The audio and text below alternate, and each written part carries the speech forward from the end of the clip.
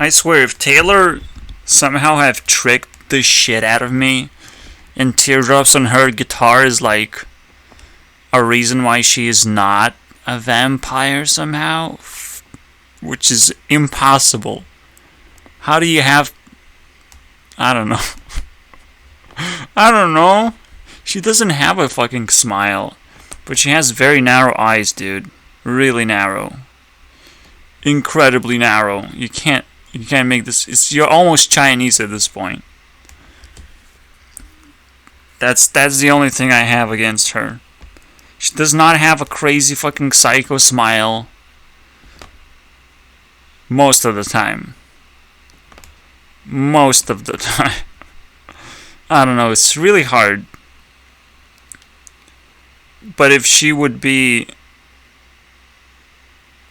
a fire person, that's probably the only way that she would get a part in my team. And I would be quite happy, you know? I'm fucking missing a lot of influence from these kind of people. Even though I would probably hate them anyways. Why are you crying? You should be angry instead. Why are you making me cry? I don't want to cry. I'm not stupid. You know, that sort of stuff. Alright, welcome guys. It's some kind of episode of this year. Well, that's the whole point, right? Every year is going to change. The whole thing is going to be reestablished and restructured every year. So it's that time of year where things are still progressing, basically. We're not trying and setting things up. Also, maybe it's this entire episode is Billboard 100. 200, actually, because maybe 1,000. Because I want to look into as much of a history as possible right now, because that's the only way that I can judge things now. Yeah, there's so much history poured into YouTube, so much more than any billboard can fucking handle anymore. But at the same time, YouTube has its own problems, perhaps. Perhaps songs that are very popular or not very good, and hopefully the audience can actually like adjust that by like and dislike ratio, but maybe even that might not be enough. Maybe I'll have to find something extra to make up a statistic, which yeah, you can still look into like engagement rating of how many people liked and disliked. If that helps, that's another thing you can do. So we'll try to first unleash all the variables and then play with those variables. Let's just stick with that, right? Damn, it really bothers me, because her face looks like this fucking place, you know. It contracts and it like makes you tear up and shit. Like you just gulp yourself into tears. Or whatever. Damn, I would do everything for Taylor to be fire person. Everything, dude. And like narrow eyes means immediately that she's not like anxious about it. She's more emotional, maybe that way. I don't know. It's just God damn it, you know? Stupid personality research. It created a black hole of like there is a possibility of a switching going on. If you don't smile enough, you might not be enough of a psycho all of a sudden. And I don't know like where this is going, because this is going right in the place where I want the most. Just clean it up. Clean up all the hard feelings. That sort of stuff. Yeah, it's also the face of like, I should do something about it, you know? It's not like, oh, yeah, okay, yeah, I got you, you know, that psycho face of like, yeah, I don't feel any pain, and you're just miserable inside, you know? I'm missing that. And I'm like, I labeled you already. I thought I understand who you are. Now I have to watch this stupid video of teardrops proving me otherwise. Please go away. That it's sort of that audition that you get of like, wait, I mistreated you. Oh shit, run, you're now famous. Run. You get out of your chair and you run. Okay, I'm not a judge of this show anymore. When she says I laugh because it's so funny, I felt it was like, oh, that's just typical vampire stuff. You wouldn't understand. But now I'm like, wait, she justifies her laughter. That means her laughter doesn't fucking mean anything because it's justified now.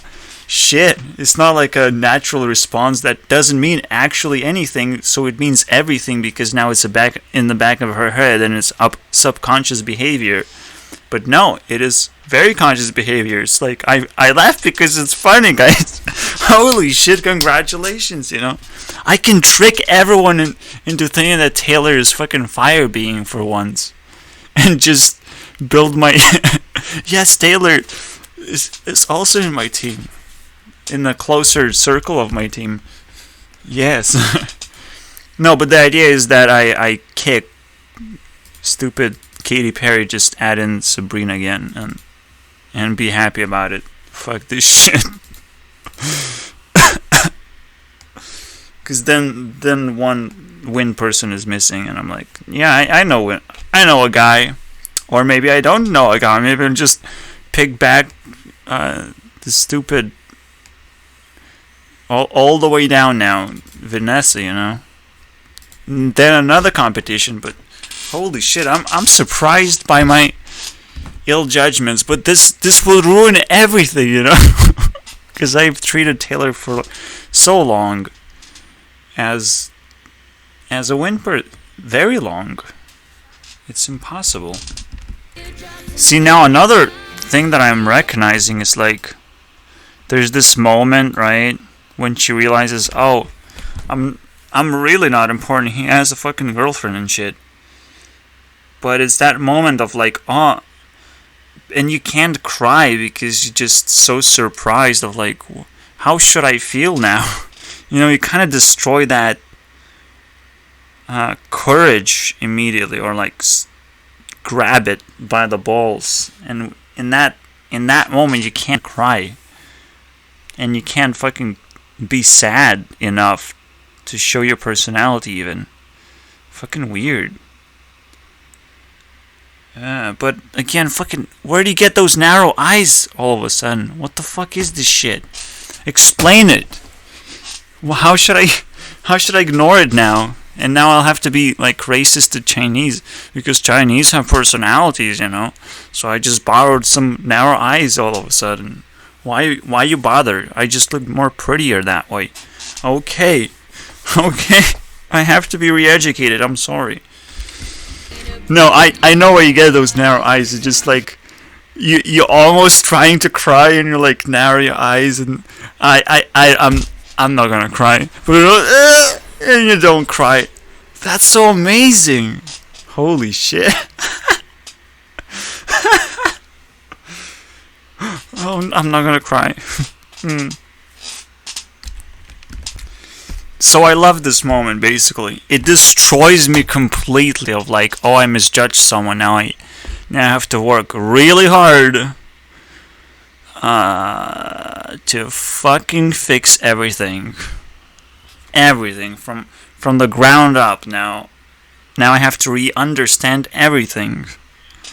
There's no way. No, Taylor, stay in your jail. You will not escape. You don't have any more songs that are fucking cry-worthy or something. Shut the fuck up. You won't prove anything. Alright, let us dream then. The dream sequence start. And we're putting Taylor in like even higher spot right now. She has to get herself comfortable here. If she can't do that, and can't kick this piece of shit out of here.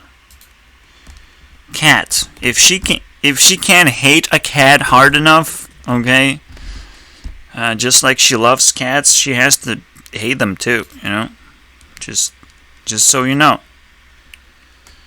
She has to know how to hate cats as well, just so we clear. Because love is nothing without hate, okay? You have to know how to hate people and reject people until you find the one you actually love, you know? Then you know what you love and why. Blah, blah, blah. Anyways, so I get her closer, we switch tags. If she survives this, that's a fucking miracle right there. Let's do it. She has to also gain sizable amount of score. Because now switching those kinda uncomfortable. She's losing all the competition. 10.5 is... I don't want her to sit in the bottom, that's all. That is all. So 8.6 is what I want. Please. You can do it. You can make me cry. That makes a lot of difference, by the way. So, let's see. The biggest deal is, like, my brain is gonna explode. Like, I can't handle a change like this. But I thought you were incompatible with my needs. How could I be so blind and shit? I will never forget myself for this one. This mistake.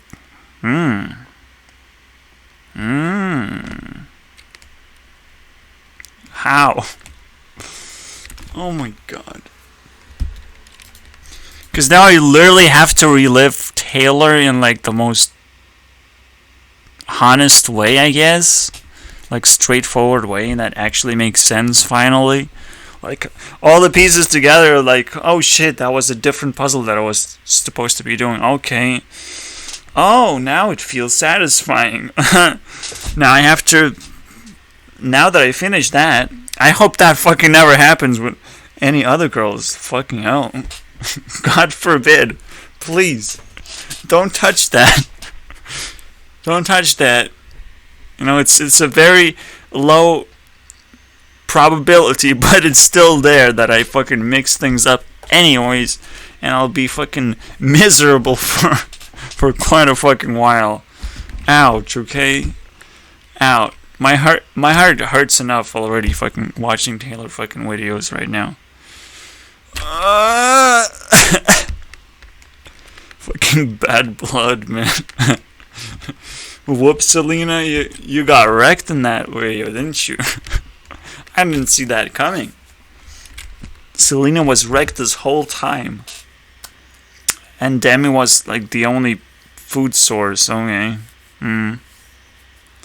So that's why she... No, let's just not jumping conclusions, because I have no idea how relationships work, okay?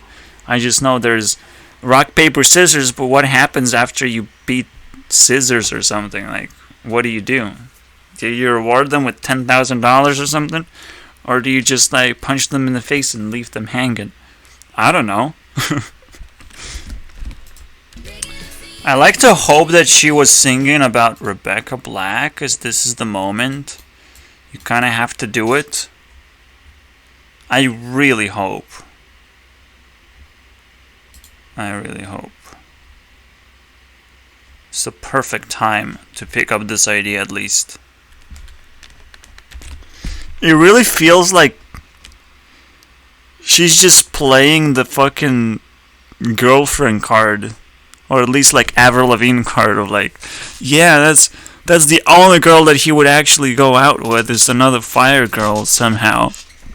Like, fucking weird, dude. Because that's the way it looks for me now that she's with a wig. And that's kind of like Avril Lavigne, except she's blonde. But like when she puts a wig, she looks exact. Maybe it's the same fucking wig. Maybe I'm just making shit up, because that's what has been sold for everyone this whole time. And I should shut up any moment now. I'm doing it. Now it is kind of confusing lyrics because how could you not know, that sort of stuff. But it's also your responsibility to let me know if you belong with me or whatever. Okay? It's complicated, okay? I'm just catching up. How dare you? I don't know. I don't want to get too deep with this. I just want to observe Taylor because that's the only consistent object here in this story, okay? So let's that's it. Yeah, the biggest problem is like if someone's description just says cats, I'm like, that really bothers me. No vampire fucking they don't like cats. That's not how it works. Okay? It's just kind of awkward, It has been always awkward of like, yeah, but she like cats though. That's not a vampire. It's kind of a unique feature. And you look at the description, it's like, but that's the only thing that's written in here. How does it fucking make sense, dude? And you keep on fucking bumping in the same error. I don't know, dude. I'm really bad at programming then. It's like I read one line of code and I'm like, poof. That's an error immediately. How could okay. You fucking look at her now and you're like, oh, that's a cat right there. You look at fat people and you're like, sometimes that's a fat cat. But this is like, wow. This you wear a cat mask somehow. How did you do that? That's probably very expensive. Obviously you're gonna relate to cats somehow eventually. You have no escape, okay? I just only wished like her name would reveal that there's no escape. That Taylor means somehow a fire person. How does that make sense? I don't know what it means, okay? I don't know. Not even close, man. So first I treated her like princess. And I was like, she could steal Crip's heart easily and just become fucking Hearthstone princess because that was the most influential thing in my life. Apparently not so much. Well, but you can see it is, okay? You can sense the smell of fucking burning meat. What is this though? How did you create so much fucking fire out of something? Yeah, dude. It is tough, and I have to stay away from fire. Don't play with fire, I will get burnt. I have to wait for the right moments to put more logs. Now I just created forest fire out of nowhere. It hurts. But yeah, I mean, I treated Taylor as like a Joker card, not something that I can actually add into my team. Too fucking old for me, even though I added Avril easily. Just, I didn't thought about it. She looked young at that point.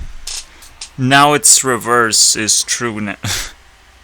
After you reverse personality, now it's just fucking awkward in so many levels.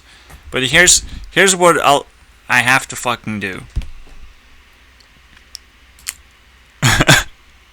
Because it's now a meme. It's now a bigger meme than this meme. Okay, and they have to have a good meme.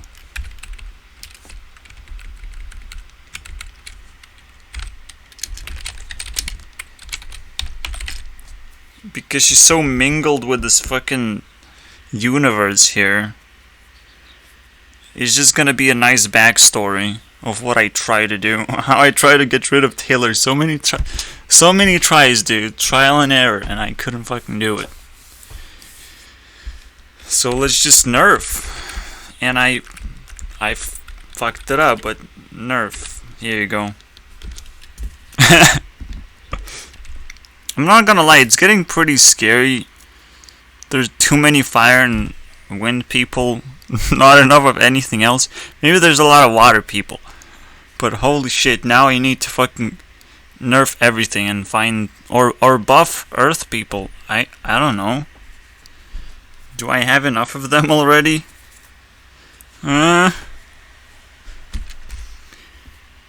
Regardless, I decided to release a big chunk of the story that happened to me. And the way I think I kind of achieved like the next level after finishing school. And it's something worth talking about. You don't have to read it. Potentially, I'm just gonna talk about it anyways across my videos. And it's very interesting how high school can turn into a failure even if you succeed in getting all the grades right and all that shit. Because there's a lot more to succeed in than just grades. You have to just not give up to pressure from any side, basically. There are probably 4 sides that you can give up to. And it's like, well, you need to find a relationship. You need to get those good grades. So you have to have a good relationship with teachers. You kind of maybe want some kind of popularity. Or have decent amount of friends. It's hard to tell, because I'm really not familiar with that, or chasing that, or whoever got it anyways. Maybe a little bit. And what else can you possibly get? Squeeze everything out of school's life that isn't all those 3 things. Pretty difficult to find, I guess. Does this help me? Because you need education for a job. You need friends in general. And rent is paid off a lot easier when you have a good roommates, you know? That sort of relationship. There's no talking about love. There's no such thing as love, okay? You have to fulfill these fucking spots. And there's 4th spot of like beating the government. Because the government always change rules and shit. So you have to basically go to school. That sort of stuff. You still have to attend, you know, all these things. So you have to have morality. Or rather morale up. You have to be happy, basically. So happiness is like an unwritten rule that I just can't put down at the moment. But you have to have it. Have it. You have to happy, okay? Because it's not enough to achieve these things. You also have to keep your sanity intact. Meaning that you will maintain those things as well. And not lose them if there's a big change happening in whatever. Whoever comes up with some big change, it just kills everything that you have. Like coronavirus kills most of the jobs. Instead of killing people, they kill jobs. It's quite a kill, you know. I don't care about people. I care that they fucking maintain those things very carefully. I might even fucking put them. Let's fucking do it. We're doing it anyways, right? And it's not gonna be bold. For now, it's just gonna be fancy, you know, italic. Let's go, fancy boys. Alright, level fucking 9 burning. I'm like, I can't handle the fucking pressures. Yeah, I'm handling it, but I can't. Because I'm just sitting here, you know? I can't do jack shit.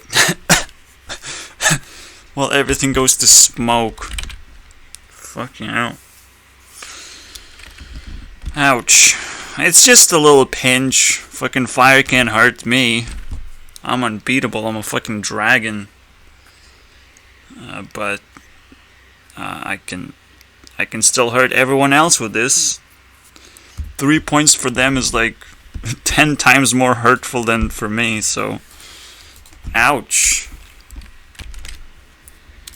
I'm gonna do something very pretentious and pretend that Tinder is actually gonna turn into its own team of like tier 3 people trying to get me, you know?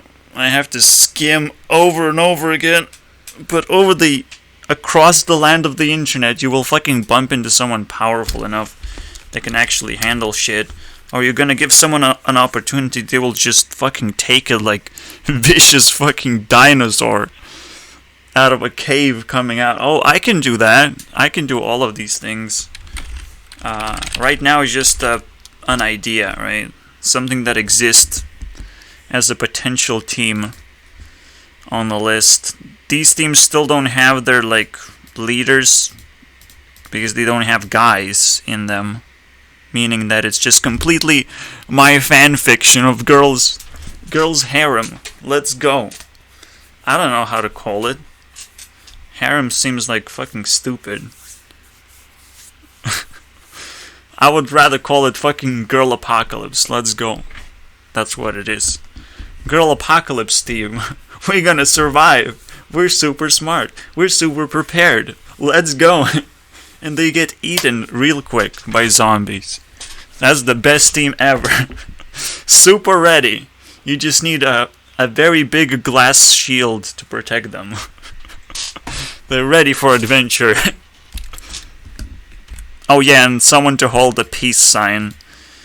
This means 10, I think? 10, right? It's gotta be 10. Because we have 12 and then 11. Right, so there are 9 teams here. Yeah, it makes sense.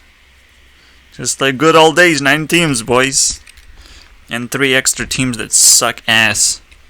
And maybe there's gonna be a 14. Yeah, okay, Paul Joseph Watson again with political fucking punchlines.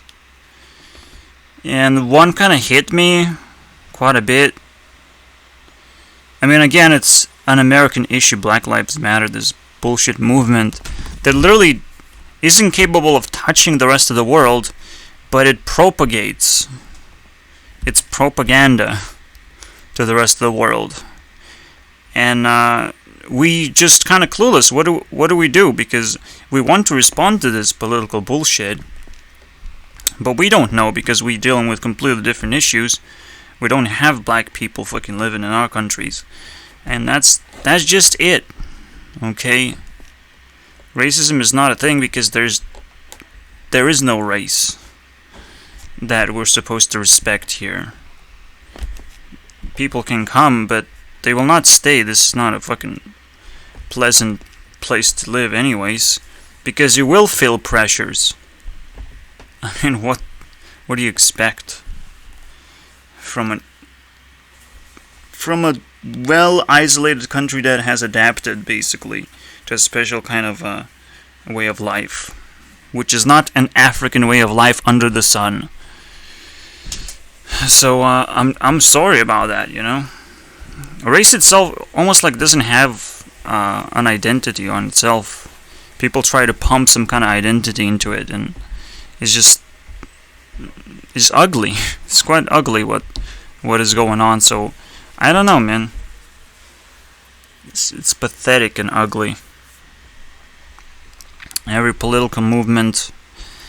But I still have to review the threadmill and remind you guys that I took the best parts out. The treadmill of political bullshit has went through its course and given me the best, okay? This stuff that I talked about. That is the best that you're gonna get. Is making sure that you're equipped with the proper understanding of 3 fundamental things you need. And then the rest of the politics is just bullshit, right? The only not bullshit thing is that it will take something similar to politics, something that inspires discussion, basically, to inspire discussion, yet again, about some greater ideas. It's simple, but you have to turn it politically somehow. And again, I say that memes are doing just great. It can get people outraged. What do you think when I say this meme, for example? What does go through your head? Express yourself now. But see, politics even fall flat on that, where like they're supposed to inspire discussion, but they immediately ban discussion. That's not politically correct, meaning that politics wants to be heard, and they don't want opinions to be heard afterwards. So politics don't want to bleed. Basically, is what I'm going at. If someone is trying to bleed politics and try to get attention for it, like, they will always get negative attention. There's never going to be a positive. Whether you're left or right, everyone's going to be punished, technically. Except me, because I'm already punished. I'm already poor. I'm not going to any fucking college. I cannot be dropped out from a job either. Like, it's game over, guys. I'm as poor as it gets, and I'm as dangerous as it gets at the same time. So as long as I live in these conditions, I'm providing the biggest punch and bleed out of politics that politics have ever fucking seen. And you have to understand that there is, again, a more sinister and more deeper reason why politics exist, and it has nothing to do with left or right. It has everything to do with just existence of a specific kind of message that makes us, fight each other and make politics relevant in the first place. It's just some kind of a propaganda piece of making people interested in something, and then you do political actions as well accordingly. Slowly sneak in basically a backstab wound into the entire country, making subtle changes that people will not be able to resist, because we already sort of talked about it, but we never really decided anything, and then anything is possible. Okay, yeah, Taylor is pretty insane. I don't know, dude. Now we'll feel the pain forever as she rises up from like, oh, it's my turn now. I can do that. I can do everything here. Oh, I just kind of fit, don't I? Now I'm fucking pissed. This is what I'm gonna show if people ask what is like the sexiest fucking picture of Taylor Swift. This is it, dude. You will never understand what is the sexiest everything. But like, you will never understand. You have to be confused, okay? Alright, so I went through like 20 videos or chops basically from or highlights, you can say, from the podcast H3 podcast about ghosts. And what do I find out? I find out something interesting, actually. Besides the subject being quite boring because nobody actually understands what they're talking about and what they're actually searching for, the ghosts do have a 50-50 split potentially. Ghosts are more attracted to people who are earth or water minded because they're more sensitive, a lot more sensitive, and a lot more open-minded basically to those things. And while fire and wind are supposed to like hang on to reality as hard as they can, be very cynical about reality, and not really care as much about ghosts as much as they care about other people's opinion or just what other people are interested in. So just hanging on to reality is almost like a weird virtue that H3 or Ethan has. I'm not sure if it's really valuable, but like hanging on to reality is a big deal, because the most radical story that was told in his podcast was from drug abuse. Once you abuse drugs, you're gonna fucking see hallucinations and interact with demons of all kind. Demons and angels, who cares, right? There's gonna be a wide spectrum of personalities playing with you, basically. And that is still relatable. That is still a relatable and conscious story from someone. Except I kind of topped that by not having drugs, and the voices in my head were not anyone else's, it was mine amplified. And it freaked me out because there was no way to escape this shit. Because the way I entered the insanity is through almost like, I don't know, asking for it. But I already felt weird. I don't know.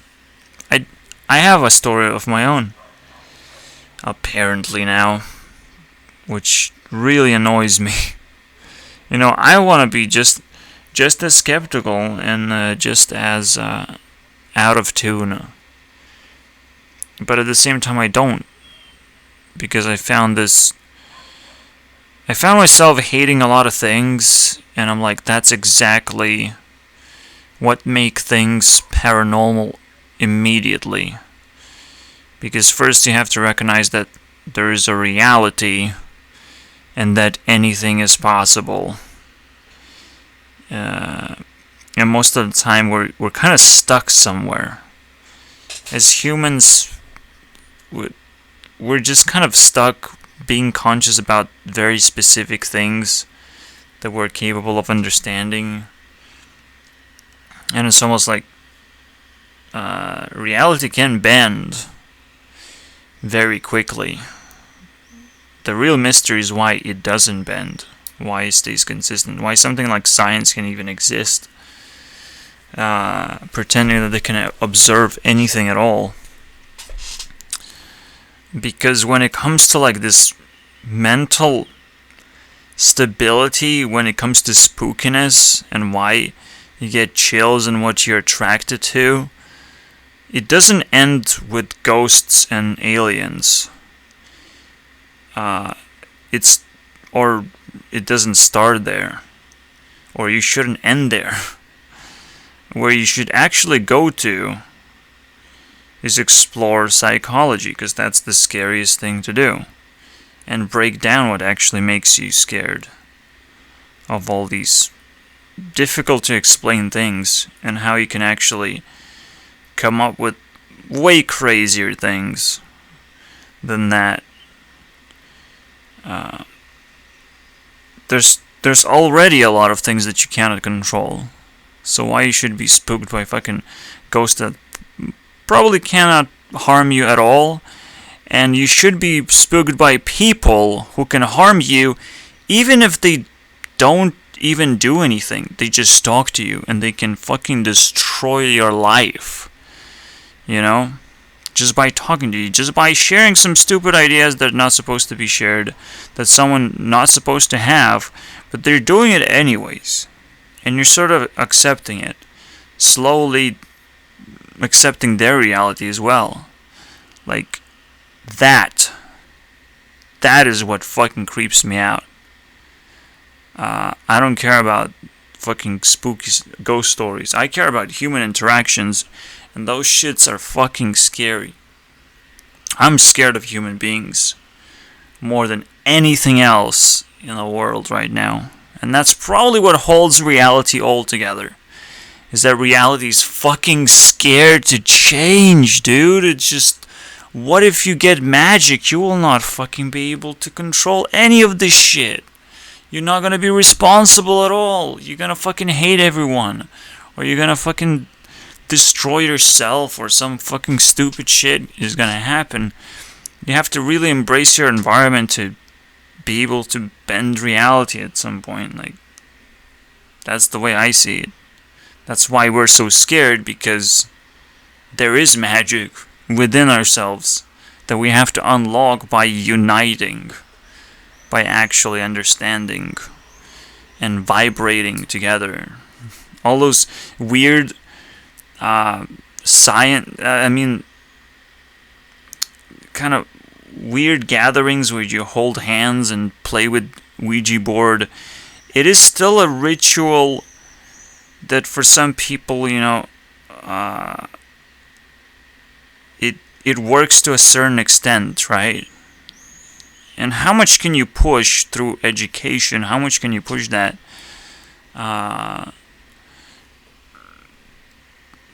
ritual, I suppose, or the effect of it?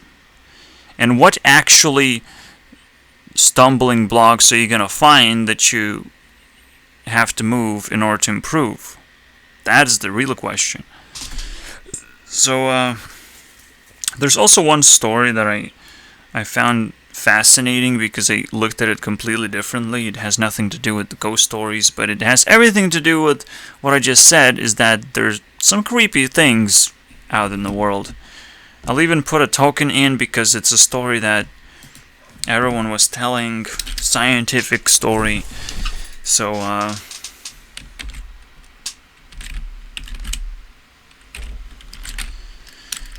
this is a fucking scary one. And I don't know why Psycho is not... Oh.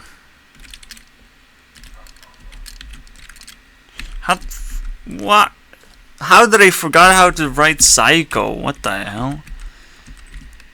No.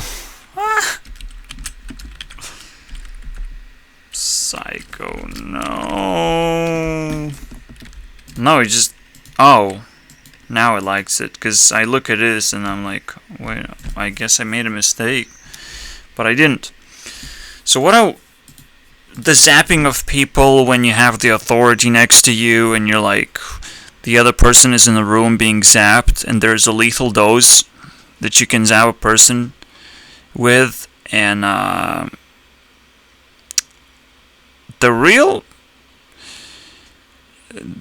there are many paradoxes with this. I hope you can recall the story and I don't have to fucking tell you.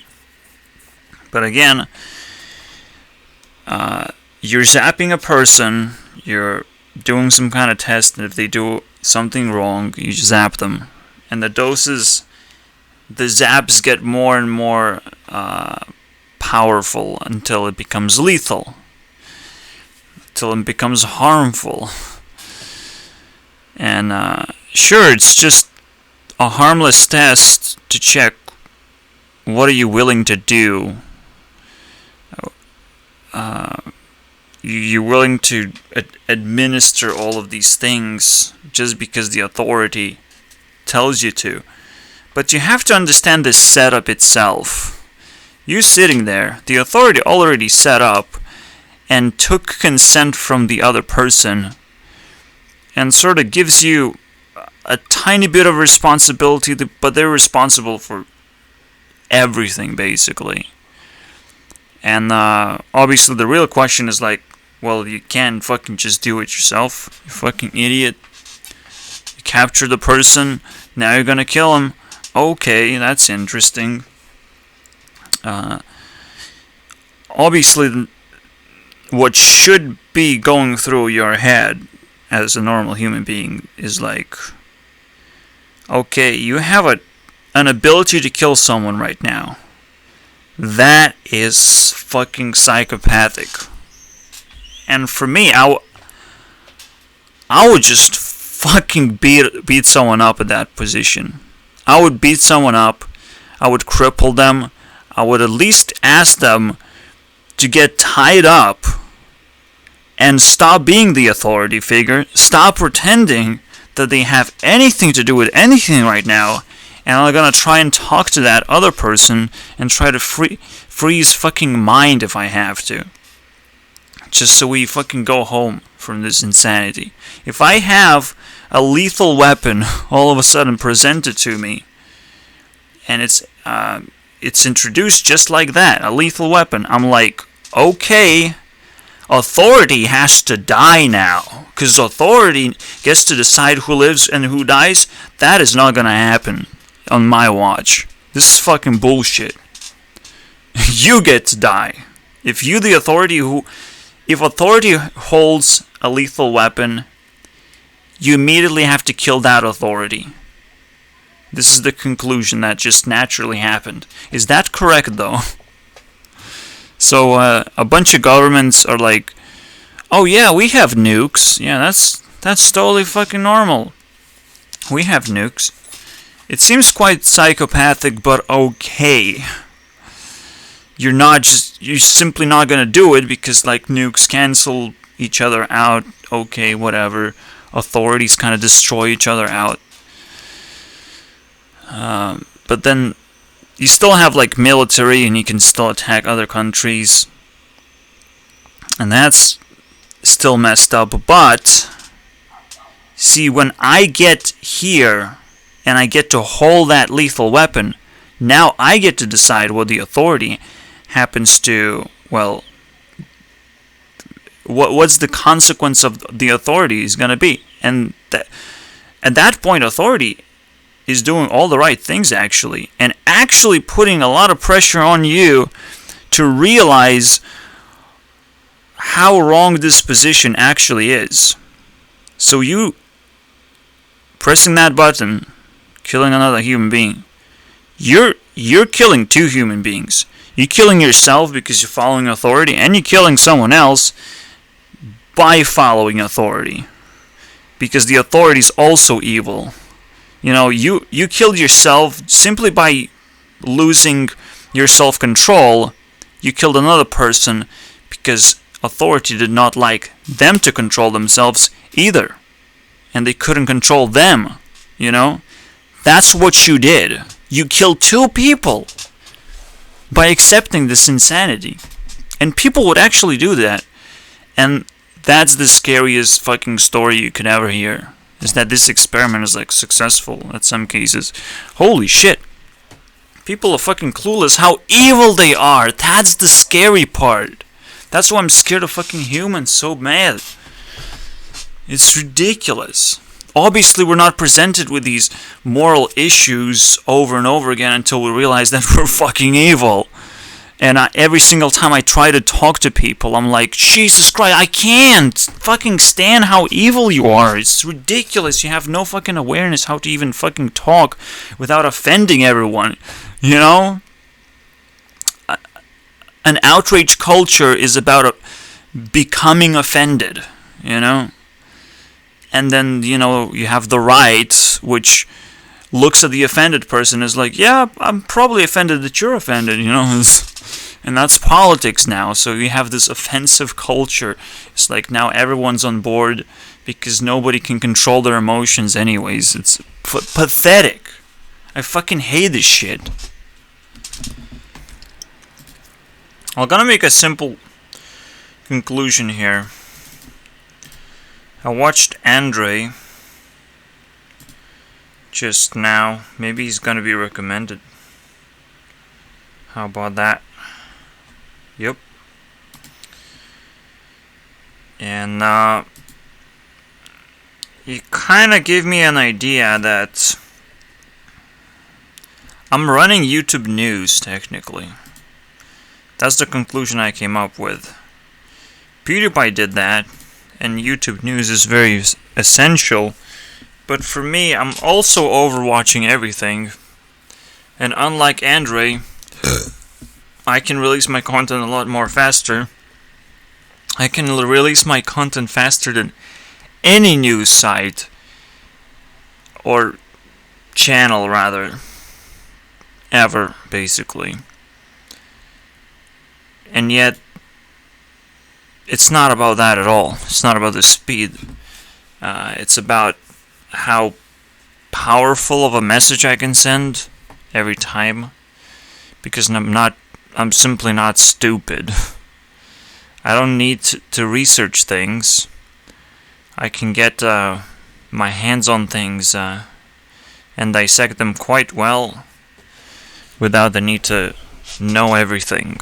Right? I can fill in the gaps and figure out how important a story is. But most importantly, I can break it down to like what it means to YouTube to have a story like this. So whether you should care about it or not, it's very important.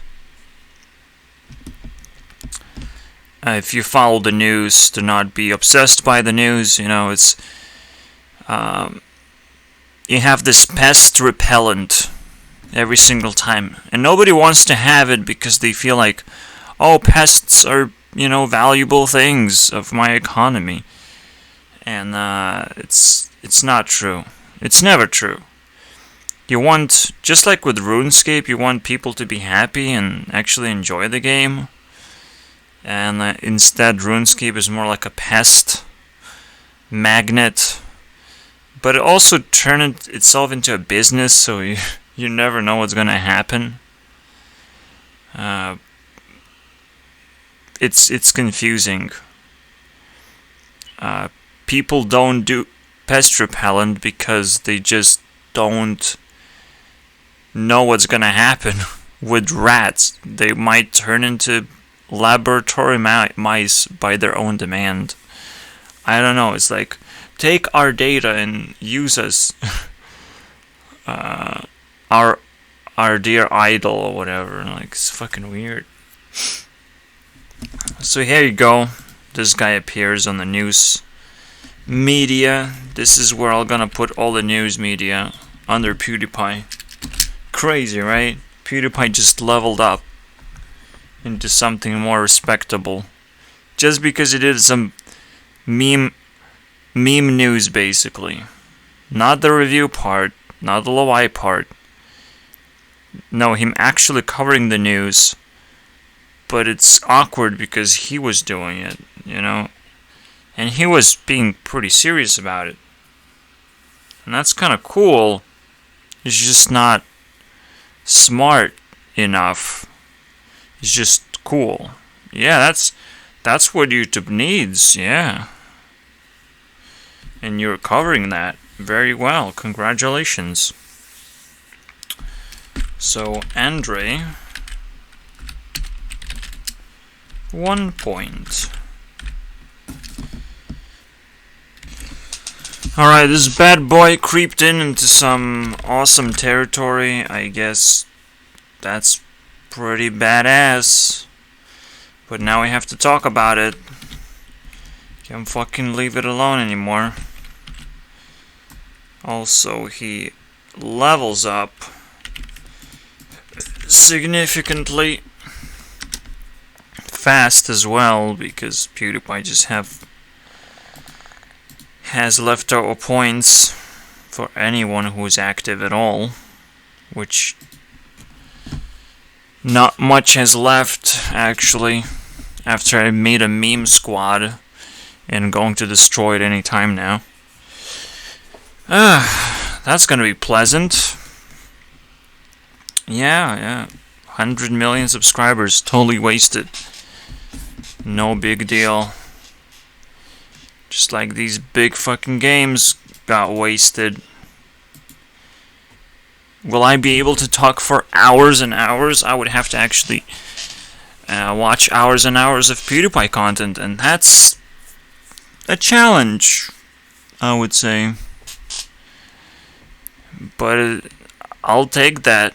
You know, PewDiePie have been a creator for a long time, and it's just a challenge that you have to fucking take.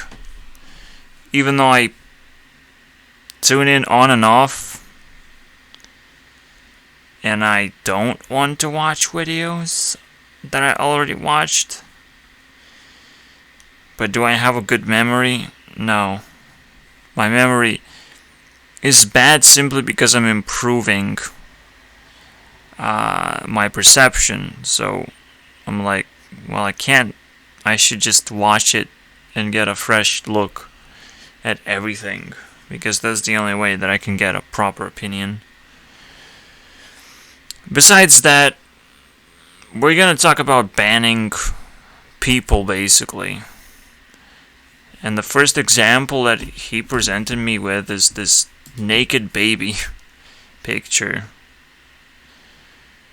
And more importantly, it feeds into a different kind of story, right? Like, people wanting likes, wanting to be liked, it's a good idea to go internationally and double check yourself. Is this okay? Is this morally okay? Is this agreeable by the major population or whatever? Are you not being tricked? Are you not being circled out for stupid reasons? So if you're very insecure about yourself, you go online and ask this one little question for the internet to look at you and decide, is your self-esteem supposed to go up or down for asking this thing, for being insecure about this particular thing. And that's it. Otherwise, you're banned from the internet. If you show up, I'm gonna fuck you up real fast. Okay? I have big muscles on the internet right now. And it's all in my brain, by the way. Not in my... And maybe some in my hands because I have to type things, but mostly in my brain. Because talking is smoothing experience. It's not... It doesn't... I'm still a good singer though, so I guess it does take practice. Fuck this shit, man. Being a good singer is not actually a huge talent anymore. So I can just say it, Except it is a huge talent because I am better than the highest average. Like literally the highest average. That's how I like to brag about myself. And I have never actually even tried and posted music whatsoever. Like at all. Maybe you caught me off guard and heard me sing, but like, nope. I'm not interested in that because I don't have the equipment to do that. And it pushes me into this rabbit hole of I could earn a lot of experience and respect and all that shit, and no, I'm not gonna do that. I'm gonna explode in people's faces whenever they want to see it eventually, because I'm gonna tease you and like fuck with your perception of who you think I am, and eventually it's gonna blow up. So that's what I'm waiting for. Because I usually keep singing to myself. It's more of a self-esteem thing that I've been doing. It feels good. It feels good to motivate myself, remind myself that I'm really good at expressing an emotion in terms of amplifying the emotion, not really feeling them, but sometimes creating emotions too. Some cool stuff, basically. So yeah, besides me going against the internet, and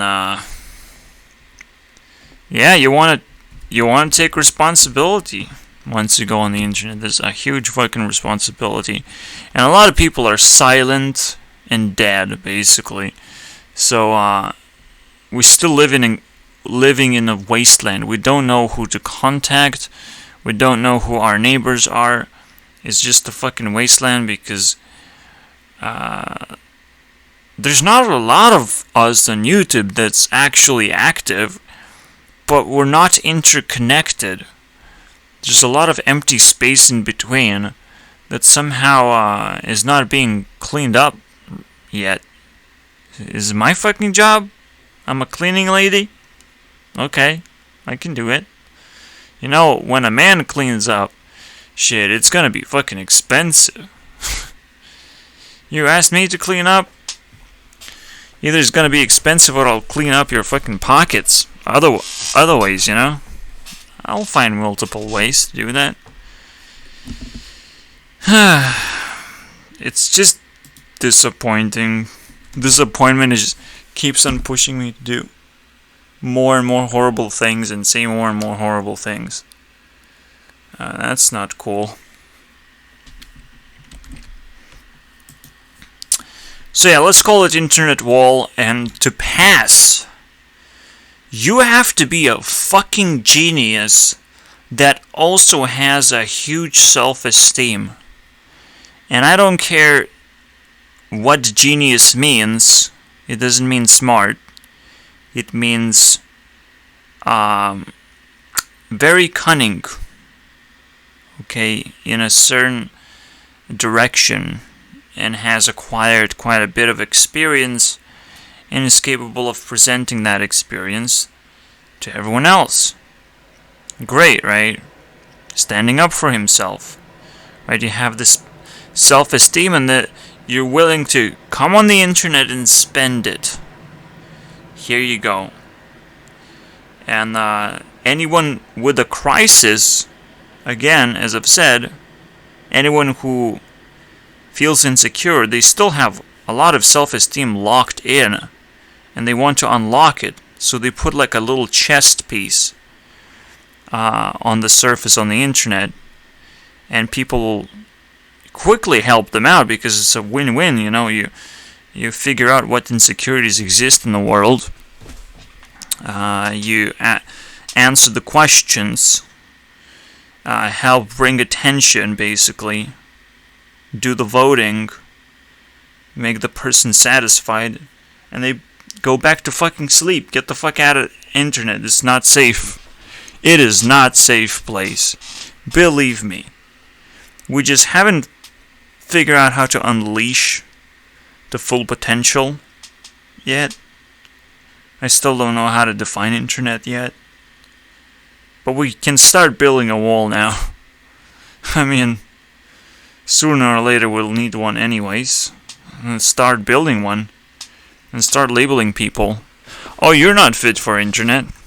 You know? That sort of stuff. And there's nothing to be outraged about. There's nothing to be upset about that you can't post a fucking comment on someone's video. That's literally it. You can still watch videos. You can still make ones yourself too. You just can't post it after making one video. See, you have to make quite a bit in order to reach the review stage, where like, okay, you made that much video. The question is, are you gonna be ban-hammered for spam? Are you gonna be legit and pass? And there are a few passes that you have to make. But it's probably gonna be okay to just pass first time. Because it's like, okay, the internet is establishing we're gonna only ban tier 1 people. But guess what? We're gonna ban everyone. Fucking everyone. Can you imagine? Only tier 4 people gonna be able to actually express themselves. Can you imagine that ever happening on the internet? Internet becomes absolute wasteland, and only very handful of people can actually sit here and interact. How would that ever happen?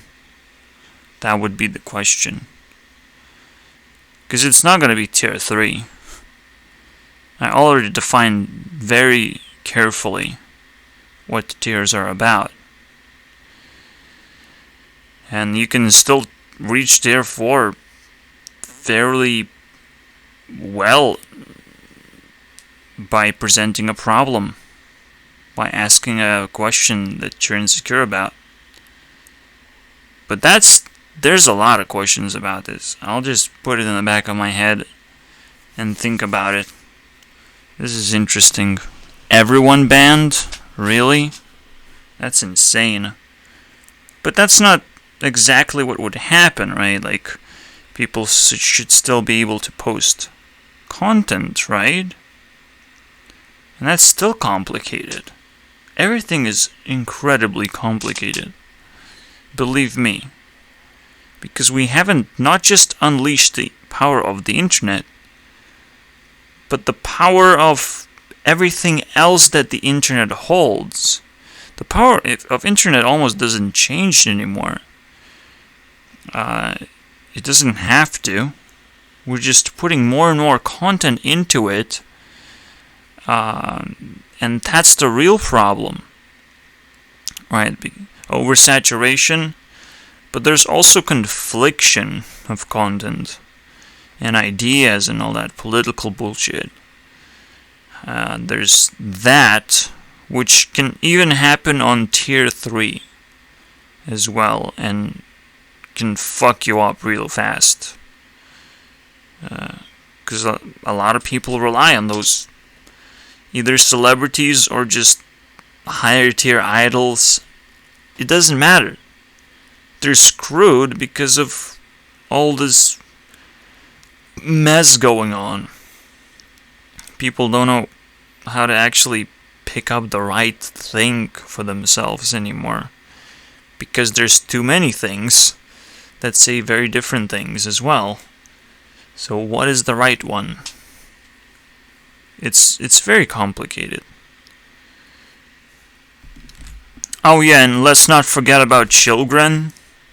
We're definitely not supposed to be on the internet. It's just absolute madness if they try and do that.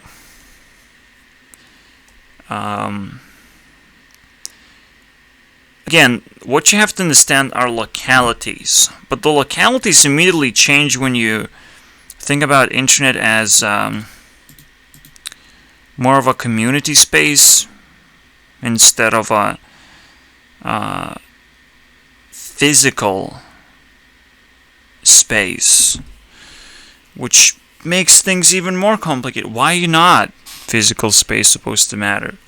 It is supposed to matter. It is supposed to matter very much. You're supposed to work for your locality as hard as you can. And first you're stuck within your very local space, within your town range, I suppose. You're not supposed to go out of town. You're supposed to do chores around here. Then you go to school to get educated to the wider range again, to an entire fucking country range. And then you go to a foreign country or university or college. Perhaps those things help how to get you even higher education for even higher range, which would include entire world range. But it wouldn't actually allow you to just be like international. You are open to entire world for split second to choose which other country to include in your list. It's kind of weird, but you just got doubled. Not very much. And you can still jump from one country to another, but it's a slow process as well. You can't just choose to do it. You have to probably come back to the college and check out the culture, you know? Just like you probably, if you want to change your town, you go to school, you figure out their rules and regulations on all that shit, and then you go to that town. If you want to switch that, then again, you might have to spend less time in school, but then you get spit out, and then you do the same thing in another town. And if that's what you're into, you're going to be stuck doing business from town to town, or just establish yourself after the fact. It's fine, right? And the reason why you need this wide range within towns, because certain towns are going to hold certain communities. It's very fucking simple. That's why you would want to move. But sometimes you don't want to move because you're not actually like a high-level identity. You are just a person who can do chores for other people. Alright? So what does it mean to be international? International means you're completely free to do whatever you want and to make up rules.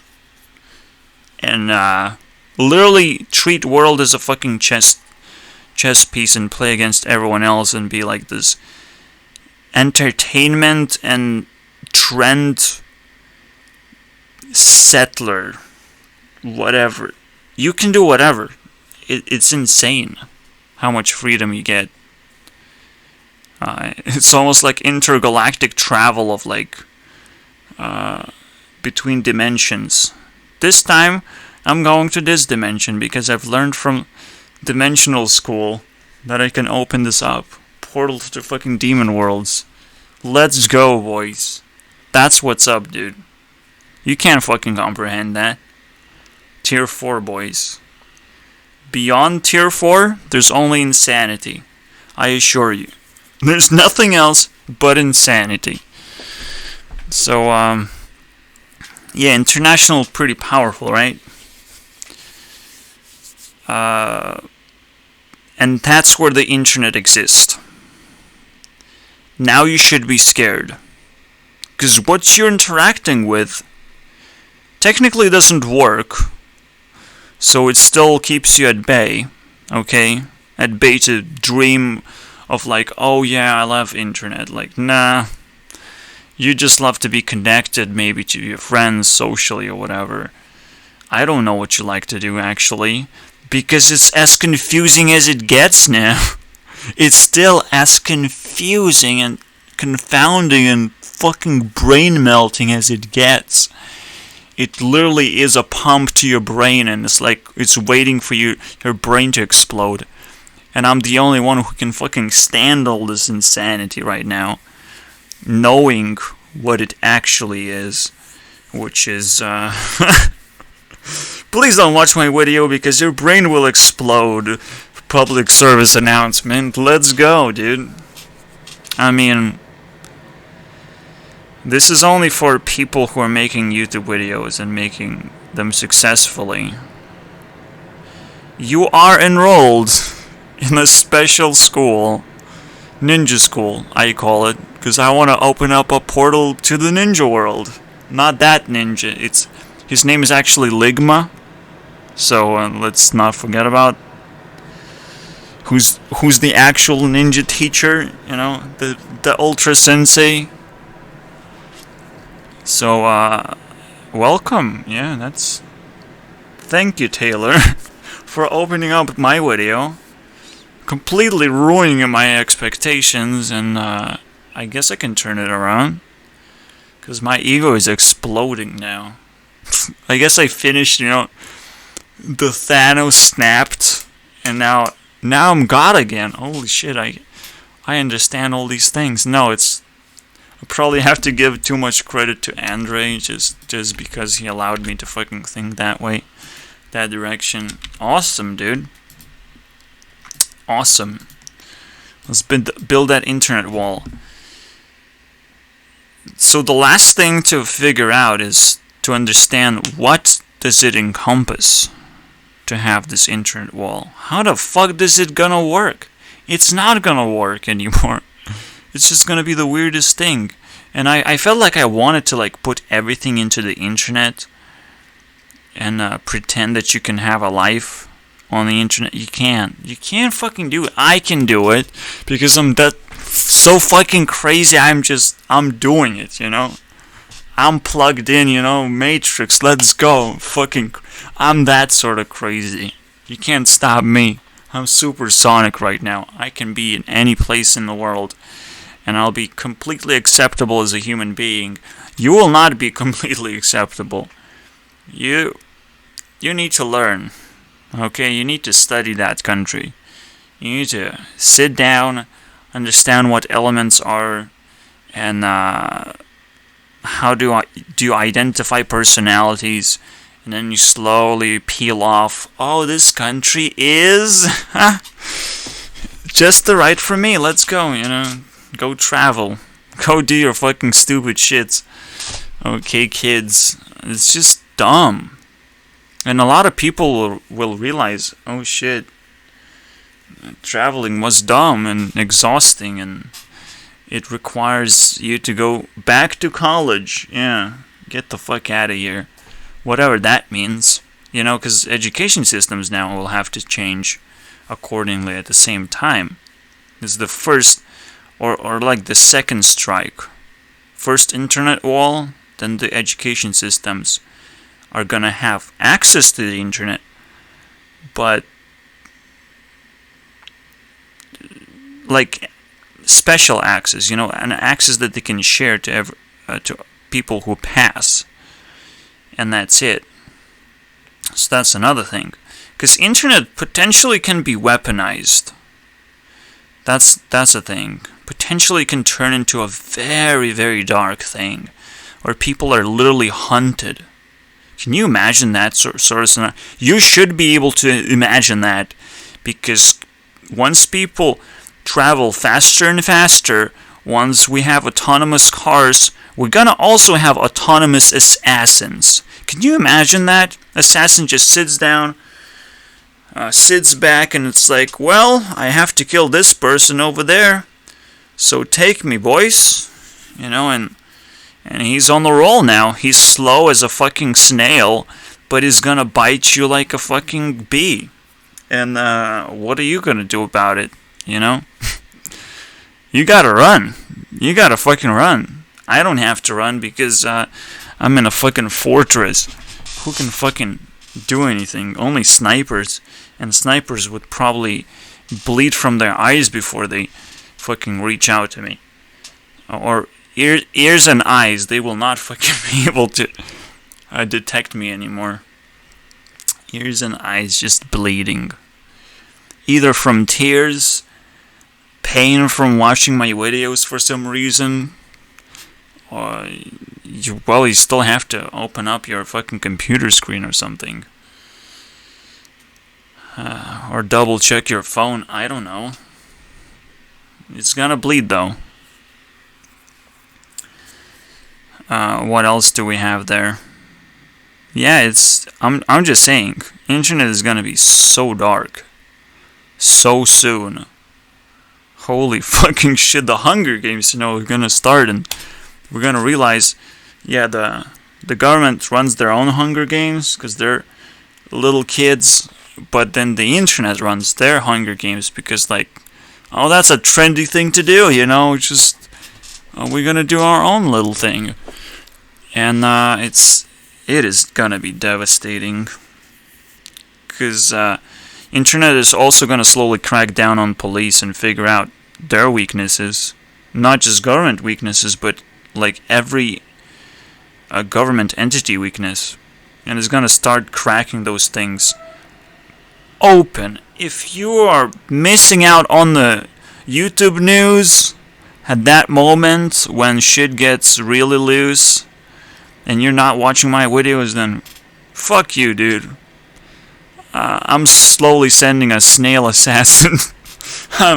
I'm not fucking shitting around, dude. Oh wait, I can't, because there's a bunch of people who will not watch my videos. What the fuck am I supposed to do now? See, you're safe. I can't do jack shit. Besides, nothing. I'm not creating a kill list, and I will never make one. Maybe for my classmates, but that's just my problem. Ouch. Yeah. I mean, there's no hard feelings. It's literally the same shit everywhere else. I see quite a consistent, disappointing field of view, basically. Yeah, everyone sucks. If they're tier 1, they're just shit that I don't care about. And I will have to still feed them self-esteem and not kill myself at the same time, like this is gonna be difficult. Please don't destroy me. I have so much self-esteem, I can give you some. That's the difficult part, is empowering people in exchange for you get to live your stupid tier 4 life, but you still have to empower people, Wow, that's the difficult part, guys. Can you imagine? There's a horde of zombies and you still have to take care of them. And you're like, yeah. Yeah, guys, I love you. Take my love. It's beautiful, right? At least that's what I can feed right now because I'm poor. But no, don't look at me and be like, oh, you're poor. You're like, you have a lot of love. Yeah, but I also stored it in the fridge and I'm running out. And so, like, when you're poor, things kind of become the same resource. Love for me is like being able to eat food every day. That's love right now. Holy shit. If I can do that, and I can't share that with anyone, I can share this video, but it's just kind of poop, you know? It's just me like pooping. Because I have been eating food, so I also poop. And I don't want poop in my body, so I call it love, you know? I call it happy poop emoji. In fact, it's so amazing that I found this guy that I actually have to put him here. Poop. That is a real token right there. Standalone token of like my appreciation for you guys who decided to stick around for some reason or found my opinion amusing when you're supposed to run from the internet. Run faster. Yeah. Now that I established the B tier 4, I'm like, oh shit. I'm not scared of that one little thing. What is that? Oh, the internet. I'm not scared of it anymore. Holy shit, that's amazing. That's one thing that I was scared of, wasn't I? That I'm spending too much time not working or something. Who cares? I can die here. I reached my pivot, basically, of where I want to settle down. So, here you go. Poop. For everyone. I poop videos. I sit here and poop. Because that's what my food turns into, you know? Essentially this. Essentially, that's what you get. So, don't underestimate this guy. This guy's our new mascot token. Probably like the 5th energy. Because I used to joke around and be like, where is that 5th element, guys? Where is it? Now we see it. It was poop all along, and even I didn't know it. Even I didn't know it. Jesus Christ. The 5th energy was poop. It was consuming all the elements and turning it into poop. Wow. And that's why smell of poop is actually a scientific, you know, subject. You have to smell that smell of poop. You have to detect it and find it and be like, wow, we have to observe poop. That's what that's probably like the most valuable part subject of science is just investigating poop. It just really feels that way. And as much of a joke it is, it's probably gonna just turn into poop detectors. Science equals poop detectors. I mean, pretty cool. Except poop is not what comes out of your butt either. It's what comes in and doesn't come out. Because it comes out in a completely magical way, right? Can you imagine? A banana turns into 1 hour of my video. Like, what? How did that happen? What fucking matrix is that?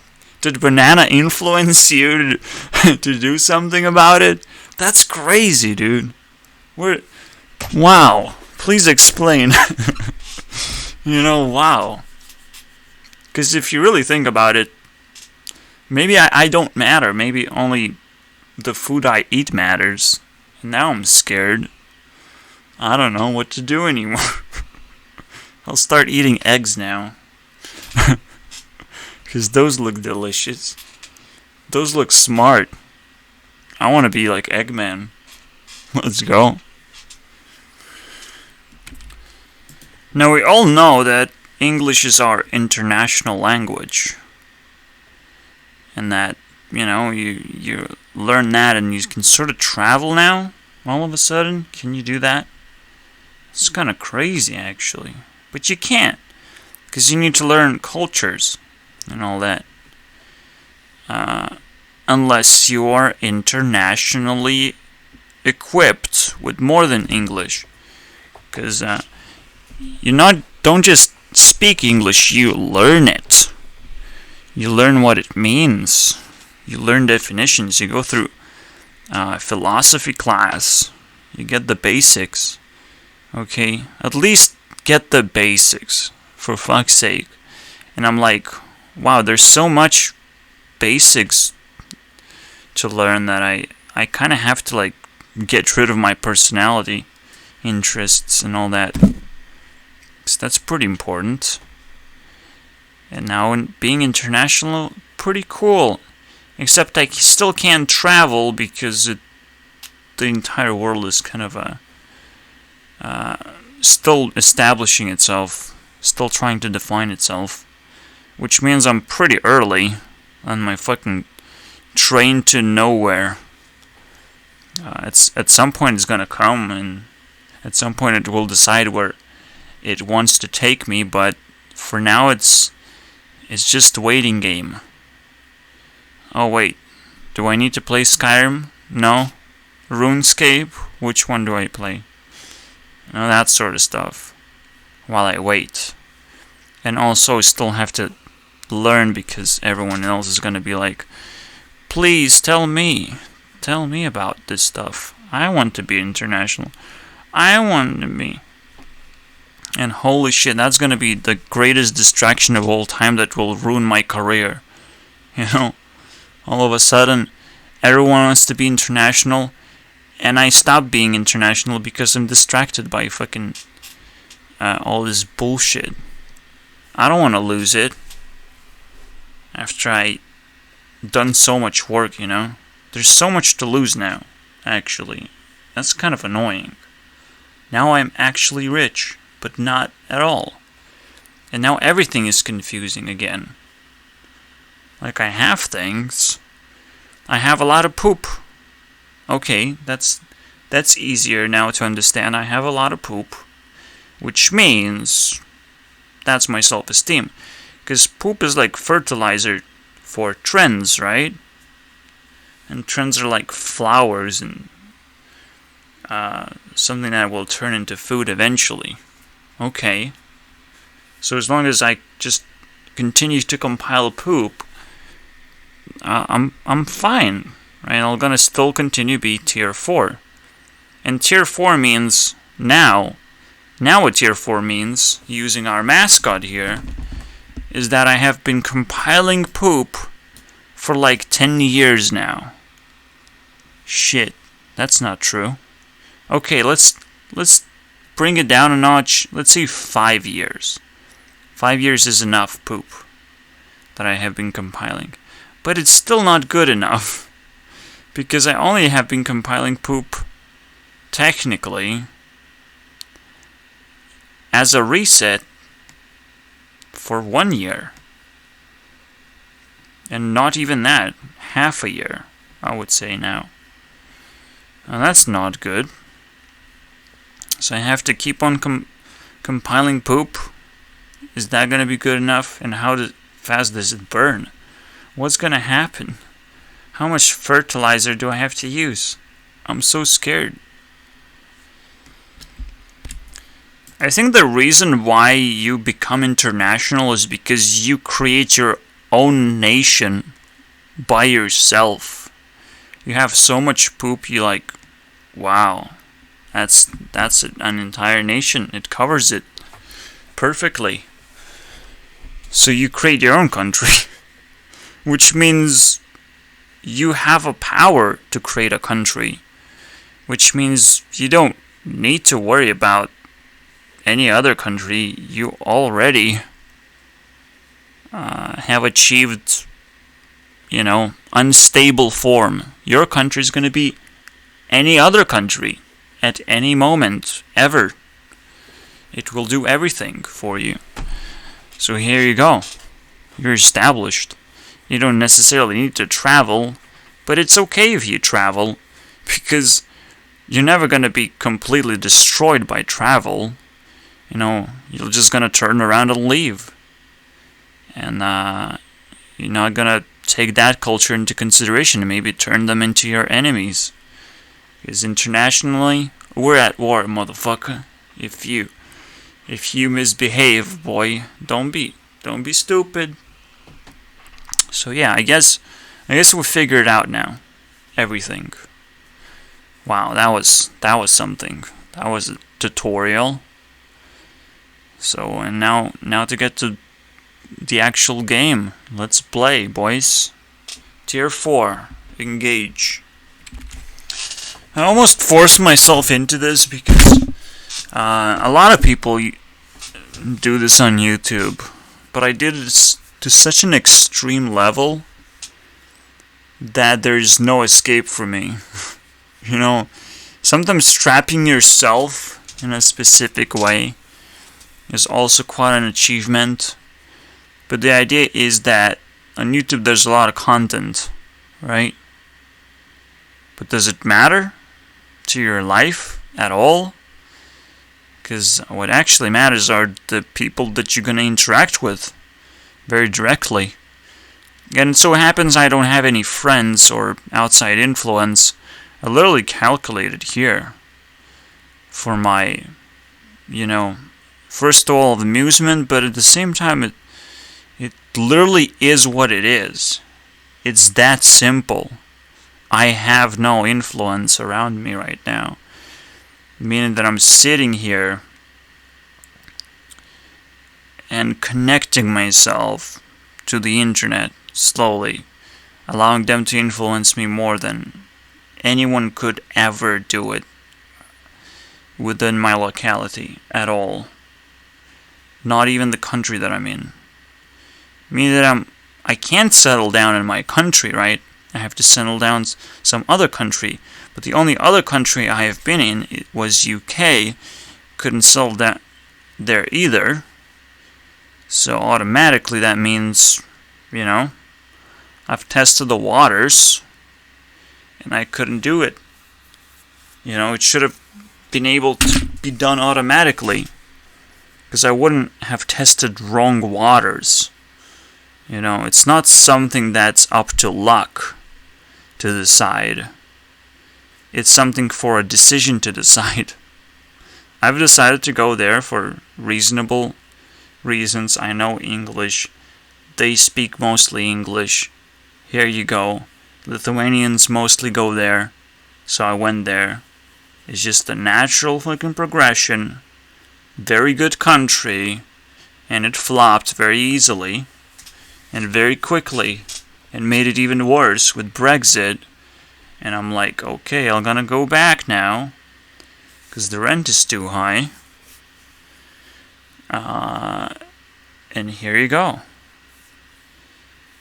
I am back, creating my entire country on my own right now. That's what it takes. Because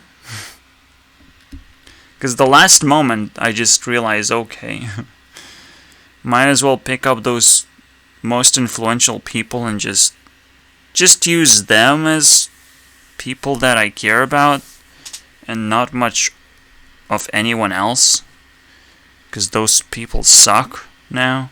They just can't keep up. As much as they think they're intellectual, they're not. They're just very upsetting to be around. And I've tested the waters just a little bit more before I cracked and left, And as I came back, as I tested all these waters, Maybe a lot of people don't even realize that I came back. And I don't care. You know, they don't care, I don't care. Nobody cares. It's a win, basically.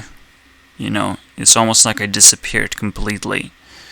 Which is a perfect time to make things reappear in their greatest form ever, which is a new country. Welcome, guys. All thanks to the internet as well, because internet is how you build a country, if you haven't noticed yet, which now makes things incredibly complicated. And this video will have to go to an even deeper depths, basically. Oh, hey, you died for me? That is fucking sad, dude. Because, you know, this entire map can turn into, you know, a map. It's a map, guys. For the country. And I'm holding the flag. The her, okay? The Liberty statue or whatever. I'm holding it as well. I grabbed it. It's fucking scary, you know? Like, the entire reality just kind of darkens on me right now. I'm in my own spotlight, okay? Middle of the night right now. Let's go, boys. Scary as fuck, man.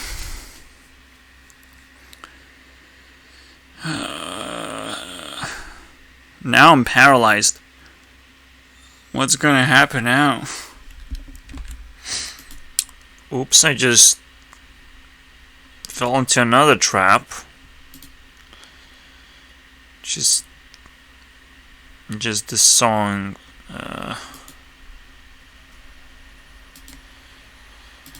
Thanks, Monica, for pretending. Here you go. That things are alright and I didn't just move on to, like, stratosphere, unreachable heights of success, because only men know how successful they are, okay? And everyone else knows how successful you are as a girl, you know? You're pretty, but you don't know how pretty you are because you have to look at yourself every time until you disappear into the mirror. It becomes Black Mirror. Cool, right? You don't know how pretty you are. You don't know how attractive you are. But for me, I have to hold it and know it, and only me can know me, which is the hardest fucking part of being a man. And fuck you, Taylor. You don't get it. You don't get what it means to be a man. Check shit, dude. Of course you would be awesome if you transform yourself all of a sudden. Then you would know how successful you are. Congrats. We did it. Here's some tears for you, Monica.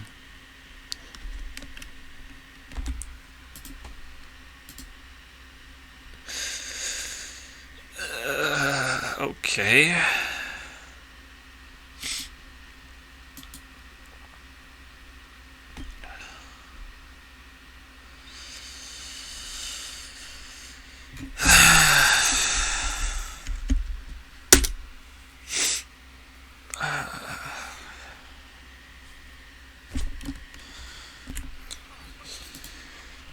This is fucking weird. I don't know if I can survive another song right now, because it literally brings me back to the most emotional part of, like, leaving UK,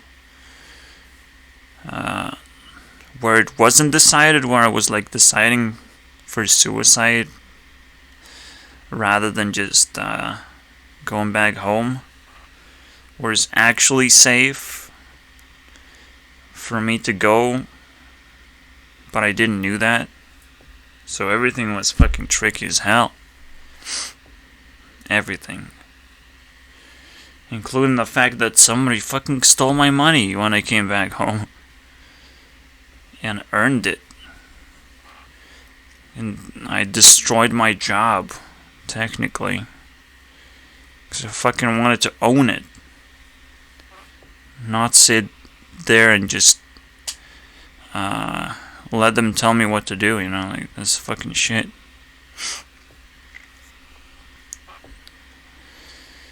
But now it's fucking difficult. Alright, let's see when this fucking shit fades out, because one thing that I follow is I continue the same shit as long as it's influential. The insanity continues, okay? It is kind of funny right after Independence Day to have this come out as a revelation, because everything I do now is based on revelations at this point. And now I'm getting punched in the face by music again, so I'll fucking sleep very tight, because I cried out. It feels like, at one moment, it feels like tears are like you're crying out cancer. Like there's something clogging up inside you, and you have to release those emotions somehow, and figure out all the keys, and you're just fucking rushing in, and trying everything to fucking start crying again. This is that one thing that you can't fucking do unless you start appreciating shit as hard as you can and pretending that unreal things are happening, which is kind of fucking next level, dude. Also, my dragon token gets a new superpower. I can spit fire, and if they burn, they give me points. I go up and down, but like I can burn other people while I go down if I feel like it. You know, I burned my sweetheart team, high school sweethearts. That's how we call them. Okay, burn it a little bit. That's cute. I guess I should have gained double, because they actually lost 3 bonus points, not... who cares, though? It's gonna be the same.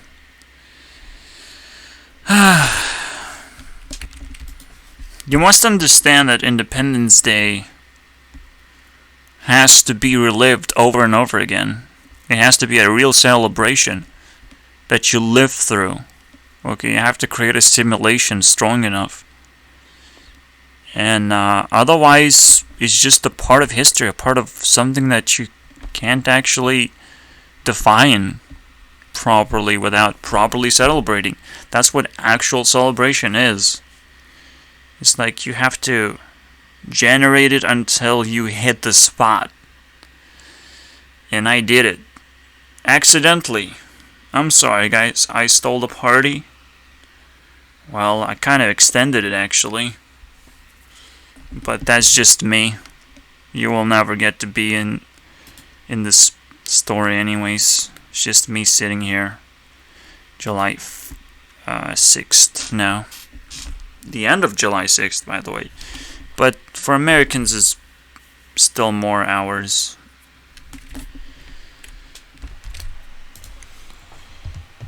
Yeah, I'm like looking for Minecraft content, which I'm not actually looking. I'm just looking how depressed it is.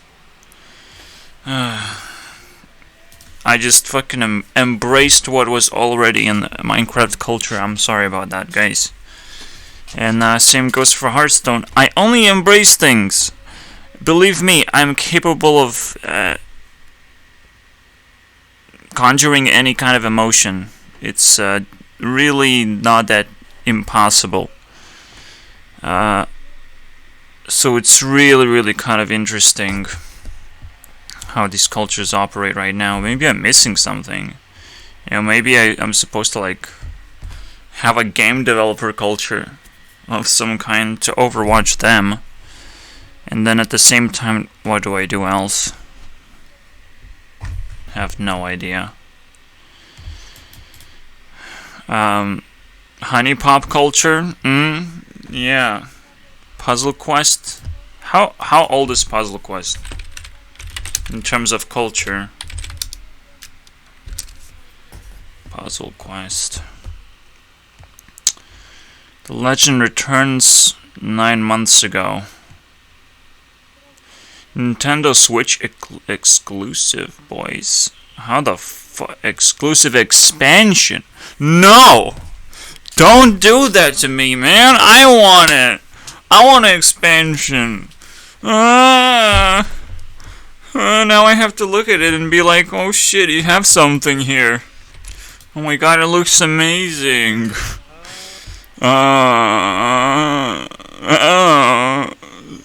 Skull's so cute. I mean,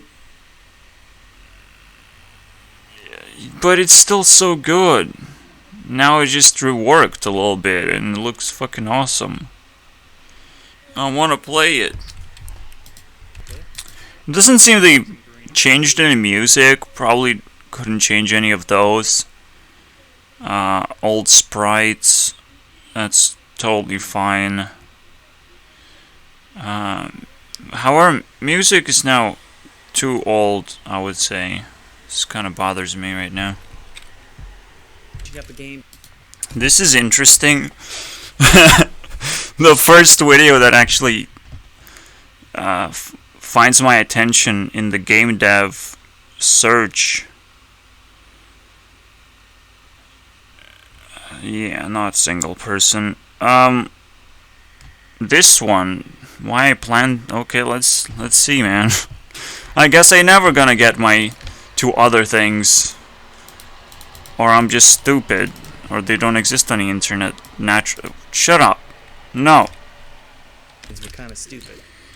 Okay, I love being a fucking devil's advocate. He's gonna give me 3 reasons, and he's gonna be like, maybe I'm gonna encourage you, and maybe I'll tell you why those 3 things are fucking stupid, you know? Don't encourage people to fucking suicide. Game dev is like tier 3 thing. If you're very good at game dev, you technically are a celebrity automatically. No joke, guys. And being a celebrity is fucking hard work. So, gimme. You know? And once you engineer, you're like tier 4, it's game over now. There's no way back. If you're a successful engineer, if I continue doing my shit, I would still be tier 4.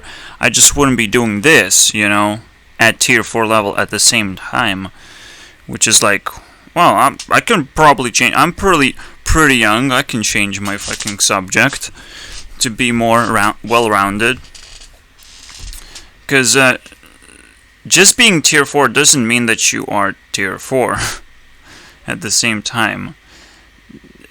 It also, you know, you have reached tier 4 basically. You get this kind of fucking notification. And then you're like, okay, what do I have to do to maintain it? And the difference is quite big when it comes to maintaining engineering and when it comes to maintaining a simple, just well-rounded observation category. We're not asking for much at all. You don't even expect much at all.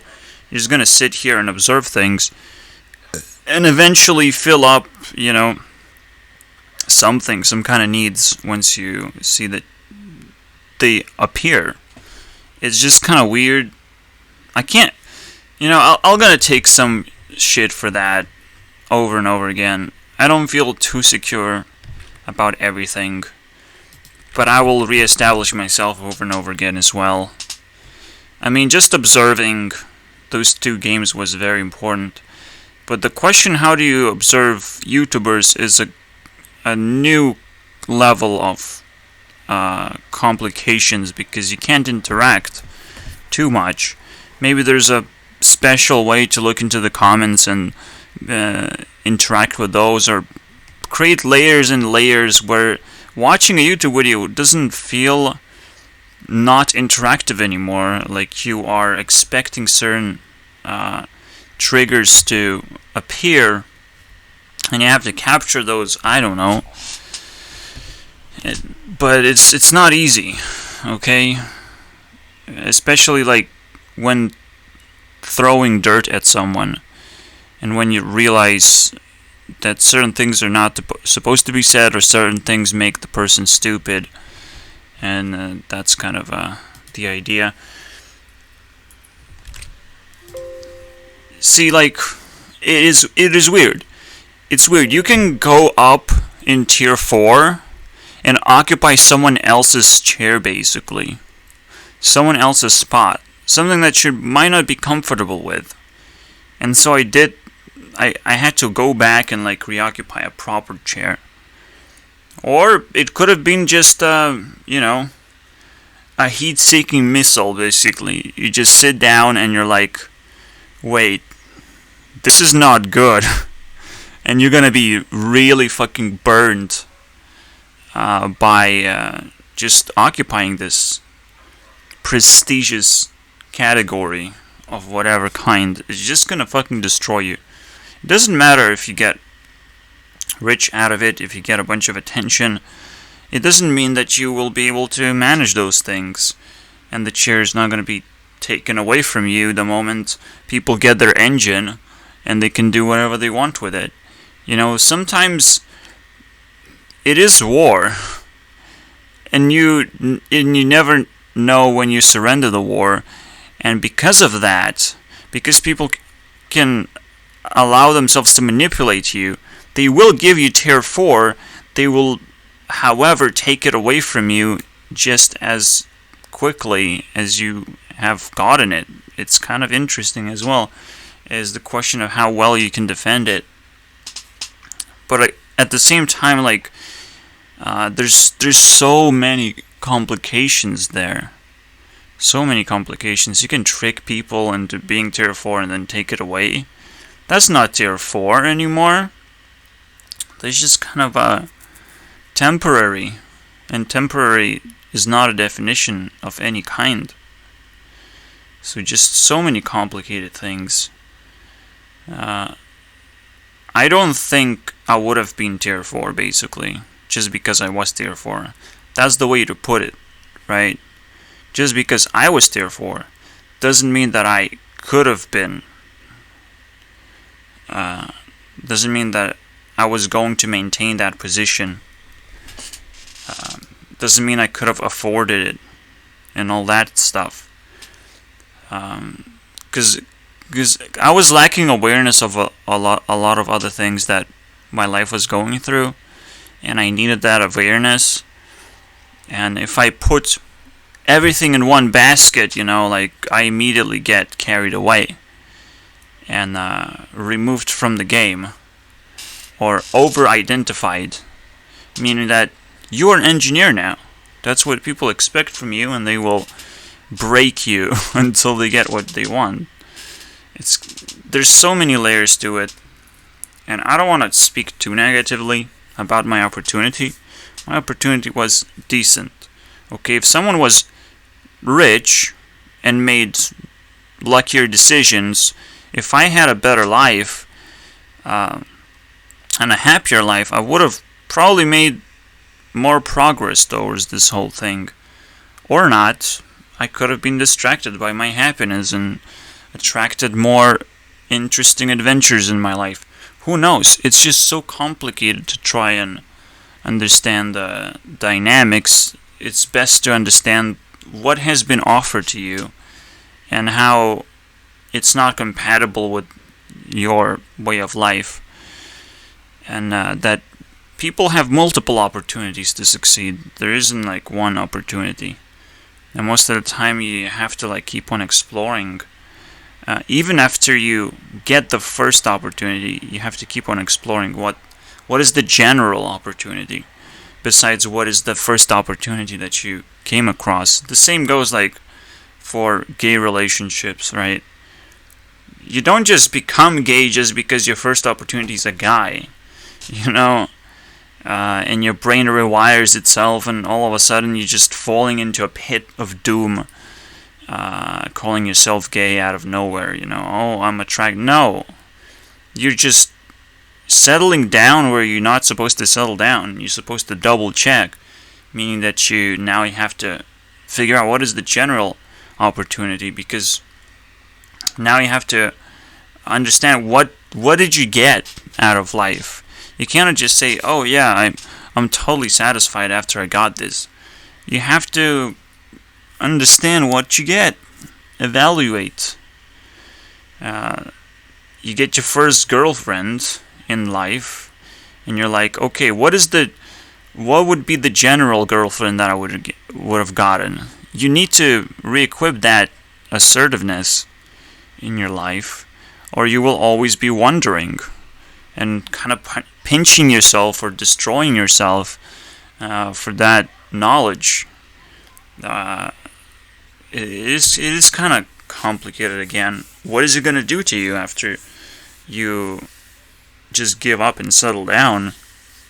Well, you will not be able to appreciate your fucking girlfriend, and there's more risk of destroying the relationship. There are basically a lot of risks that open up in your life, and your first opportunity that you just grabbed, it's going to turn out to be a lucky opportunity and not something that you reinforce with general understanding.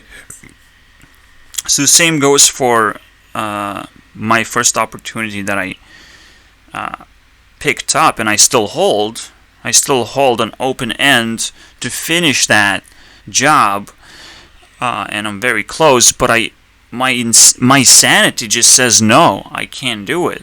You know, my sanity isn't capable of actually putting all these complex puzzles in my brain anymore, and it feels really bad. So I understand that this is not normal anymore. What I'm doing is not normal. What I'm doing is something that I either supposed to train for very hard, understand it better, and find a lot of time for. So if I cannot do that, I have to back off and find what is the general idea of an opportunity like this. What can I generally do to entertain myself and help everyone else? You know, create a win-win situation where I'm comfortable and happy. It's just the outcome is fairly much the same. I'm helping people out and giving them something, but most of the time people are not reliant on that anymore, and they have more of a choice to be distracted, and finally, when all the cards are down, I will still be a winner when people evaluate, oh, what is this guy doing for 3 hours every fucking time, like, let's say weekly. It happens that this year, I will double check how many videos I have managed to create, basically, and what is the time gap generally. That is very interesting to me. But other than that, it's weird. That's what I'm doing right now, right here. So let's see what those 3 ideas are that should motivate you to keep, or motivate you to understand how stupid leaving game development is. Now, game development is not engineering. Okay, a lot more people can achieve game development. So we're gonna put this little thing: game dev versus engineering. And also we covered a very powerful token, right? First kiss, let's call it that. Let's call it that, dude. That's amazing, isn't it?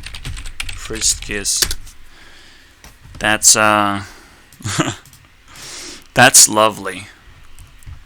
This guy shows up every single time I fucking put something down. Okay. And checks his phone. I don't want to fucking deal with this shit. Okay. Again, I don't like kicking people, but kicking people literally has no effect. You know, you can come back any moment and reuse another slot. Which is, you know, you have to like warm up clean hard feelings. If you if you're not active, but you get pinged and you open up your phone and you're like, oh yeah, what's new here? What is he typing? Don't do that. It's too obvious for me and I'm gonna kick you. But you're a little fucking spy kid. That has nothing to say. That is gross. Okay, that is fucking gross. So let's keep going. You know, I don't want to be anyone's notification. I don't want to be anyone's entertainment that they literally won't be able to understand anyways. So I don't know. It's fucking pathetic. Anyways, what is the difference between game development and engineering? Game development is like you pick up Minecraft and you make maps out of it. That's game development. You can make games in Minecraft. And technically, as long as you have the right tools, you will be able to do game development. It is gonna hurt a little bit not being able to completely engineer everything you want, but you can put together a general idea and execute it if you really want it, right? It's gonna work. It's gonna be beautiful. You can. It has to be general, obviously. It cannot be too intricate.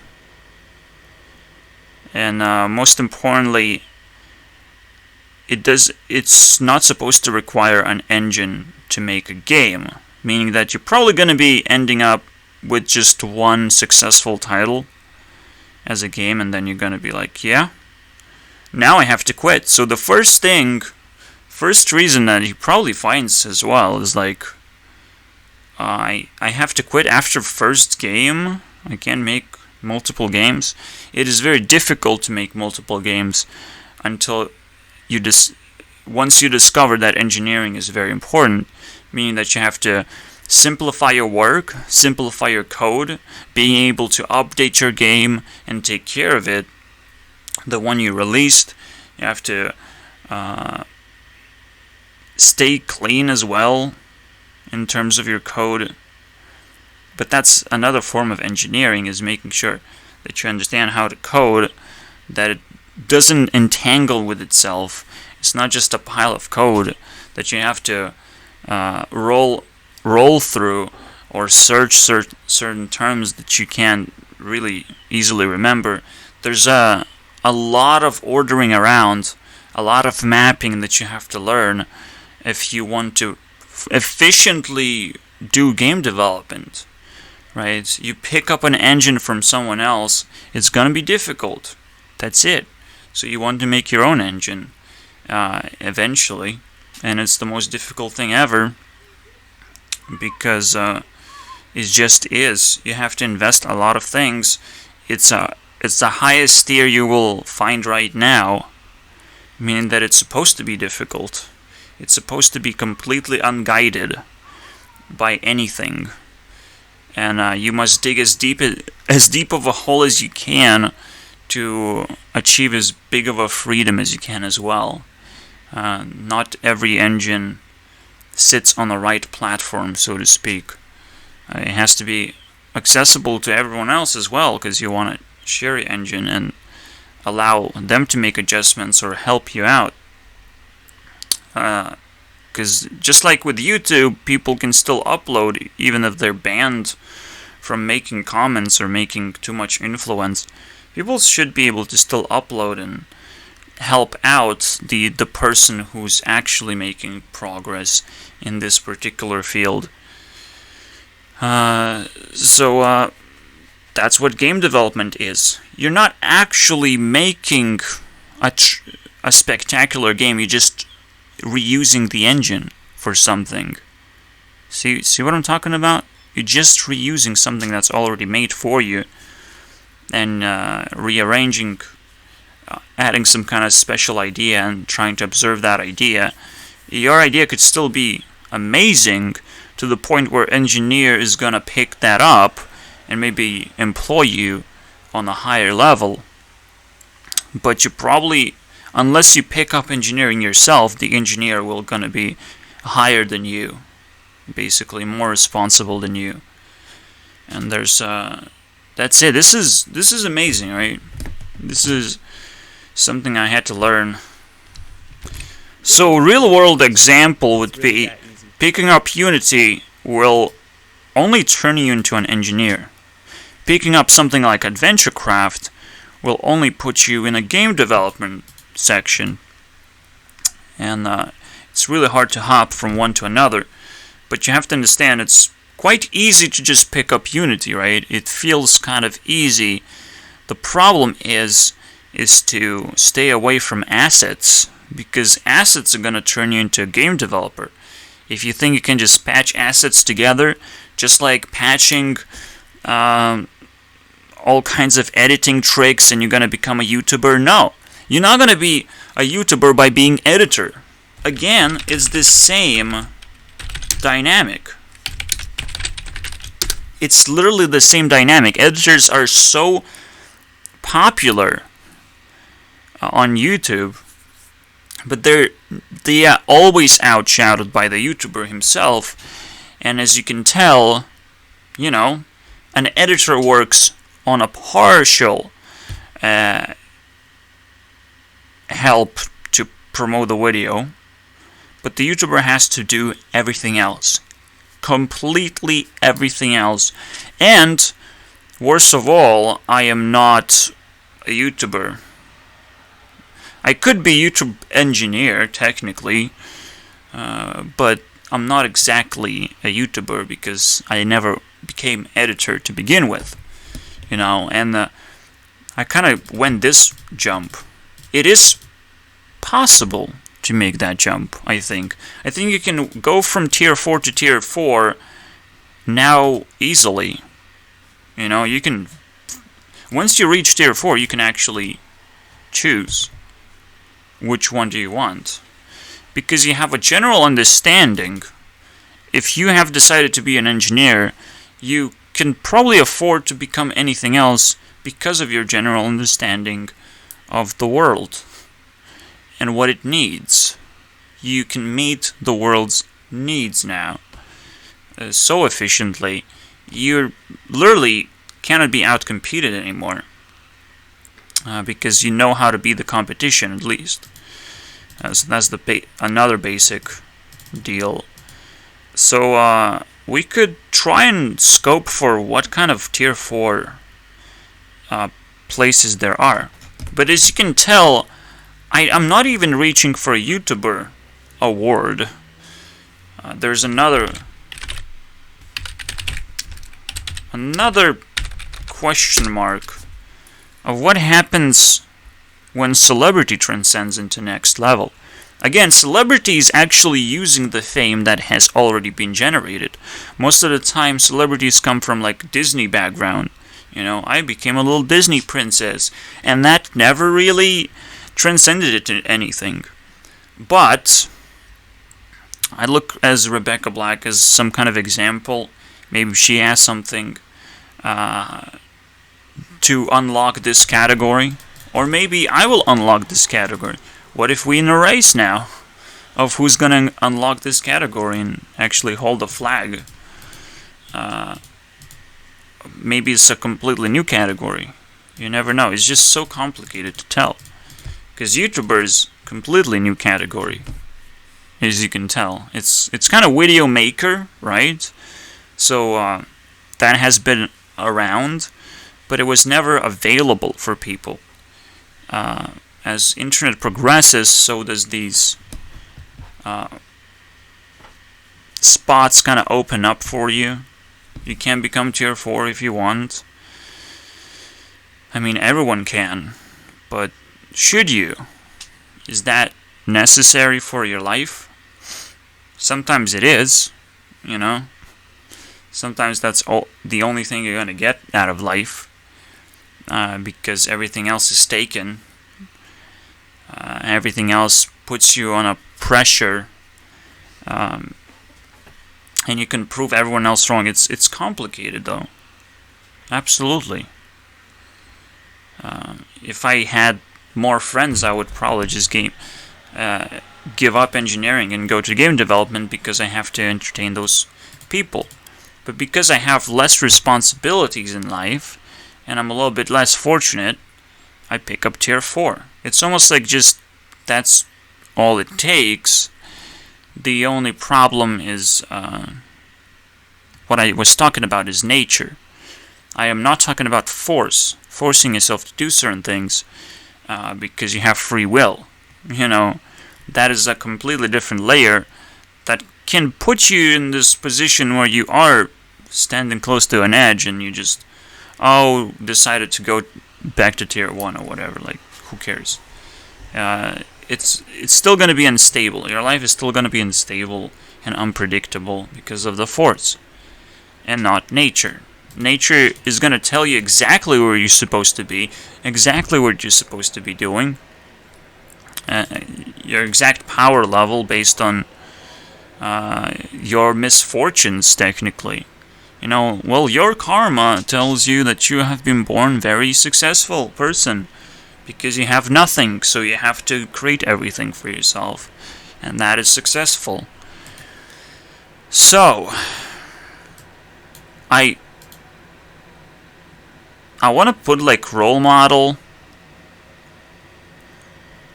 What about we put role player? Let's do this fucking shit. I feel that is correct. That is fucking weird and correct. Because role player is a person that exists on the internet and interacts with people on like different event bases, but they can actually like make people laugh, make people cry. They can toy with people's emotions in a deep level because they're role players. They can actually understand trends and how to use those trends. And this particular category does not exist. Technically, this would be tier 5. I don't know. Nobody talks about it. Nobody understands what it is, and celebrities cannot move upwards in their category, meaning that there's something more to it. Right? There's something that they can do, and in order to become independent, first of all, completely independent. So role player is something Taylor Swift did immediately when she was like, I'm a man now. And that was fucking weird. Congratulations again, you have punched me in the face. Taylor Swift is trying to be a role player. I'm not gonna let that happen. You know, it's a race. Who's gonna be the first role player? And the real question now, I'm like, wait, is this tier 5? Is this the insanity mode where we're racing for something that doesn't even exist? What? Who are you? You know, I'm an engineer. What? How did you get here? Well, it's tier 4, right? And it's supposed to be. Even if it's uncharted territory, I mean, it doesn't fucking matter. Maybe celebrities haven't been fully applicable to the internet. You know, it's complicated, but it's good. It's there. I'm observing it. We'll wait until more information comes up. Link in the description to get. Oh, by the way, another reason why people should be banned from the internet is because you can put money in here for unknown kind of. You will not know what you're getting from the internet. Ever. I can't even imagine what is Amazon. What is it? It can turn into a scam at any moment and not give anything to anyone. Just take their money and run. You know, create their own country military and then defend themselves from governments trying to get their money back. No. You know, you shouldn't completely trust the internet. It's a terrible idea. Terrible. Things supposed to come closer and closer and closer, and you pick them up. And you still trust the internet because internet can be influenced quite a lot, and internet wants to be trustworthy and get your money consistently, but eventually it won't be. it will scam harder and harder. There's going to be more and more Jake Pauls, and I'm going to be more and more appalled of how fucking disgusting it is.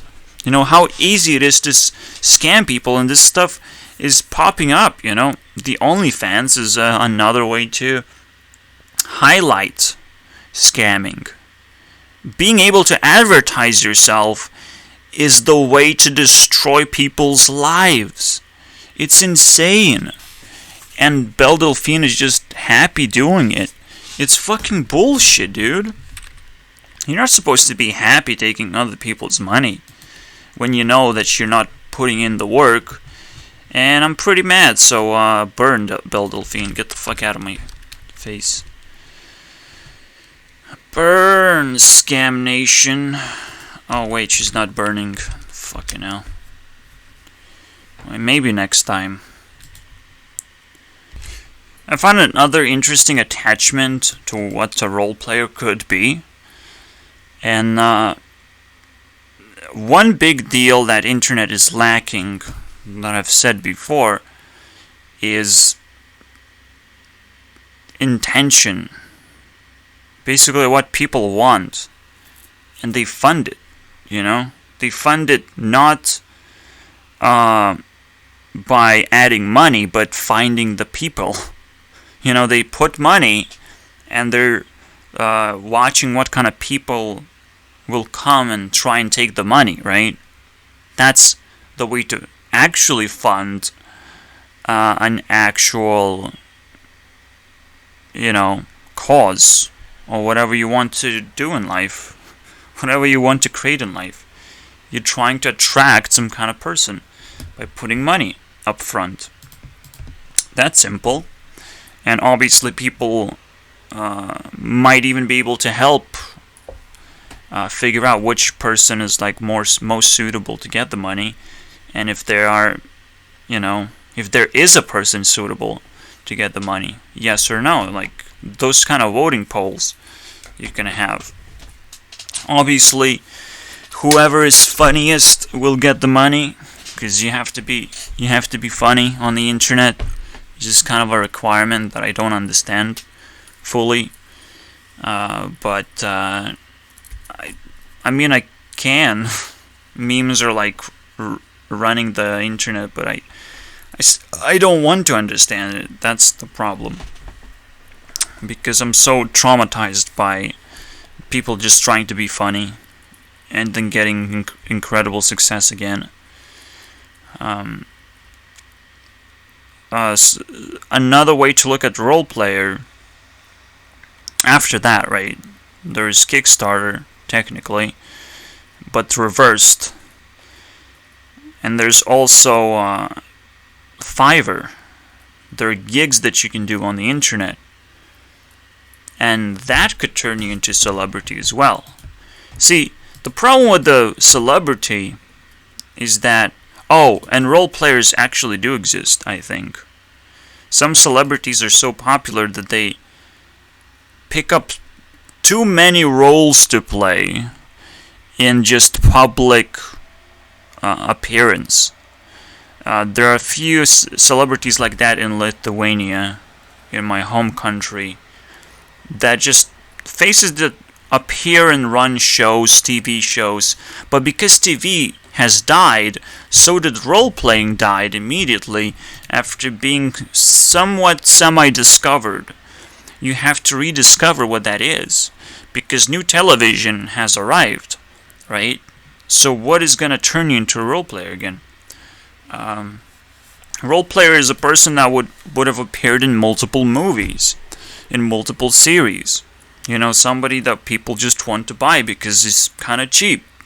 He can actually afford because of his passion, you know, and he spends his money or something. But such people can't fucking exist right now. Nobody knows how to spend their money. So there's so much pressure for role player category that really just can't exist otherwise, but could be reinvented once more. And maybe that's going to be a stable solution for a lot of people who are seeking for something special in their lives. Now, I'm still an engineer, which I'm like, oh, I can help you.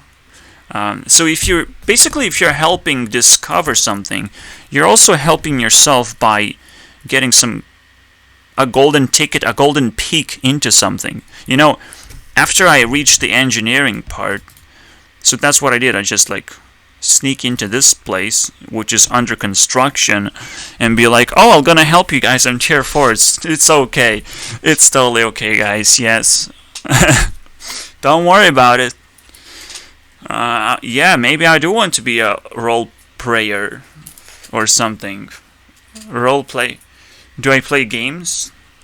Yeah, I play games. I play role-playing games. That's what. Maybe that's the thing, you know. And as long as you can keep on sitting there and spitting bullshit, fake it until you make it, you know. It's just I can't stand your stupid bullshit, but they quit instead of you, and you're like, yes. That's role-playing right there, boys. And they might not understand what that means, and you don't understand what that means. But you just keep on going, man. You're trying to invent something. So that's a pretty happy thing. I can finally watch that stupid video now, okay. Oh wait, I can't because guess what I did? You know, when I came after engineering. What did I did with Discord? I discovered Discord and I'm like, hey role players, I kind of have to go now. Yeah, I'm becoming an engineer again. I'm sorry about that. So just trick everyone and just smoke bomb, ninja school, you know, that sort of stuff. I'm just doing ninja school, don't worry about it. And so the moment you discover something, some kind of opportunity in life, you don't want to fucking share it with anyone. Fuck this shit. If I'm gonna come back on the same table and explain what role-playing is to other people, I'm gonna do it with a bang. You know, there's no coming back from that. And I wasn't really surrounded by people. I was more surrounded by friends who kind of poked in and out of my life, and I've been able to test what is the general understanding of this, how people react to celebrities. I've been able to probe a little bit of information from that, and that's what created this invisible table filled with people's opinions of what is the next bigger thing that people should consider paying attention to, you know. And I think I nailed it, you know, after just sitting down and what can you do? Puppet master? Is that how it works? And for the most part, you know, like, people who created celebrities feel like they're role players, but they can't act themselves, so it's kind of a weird thing. Being a director is not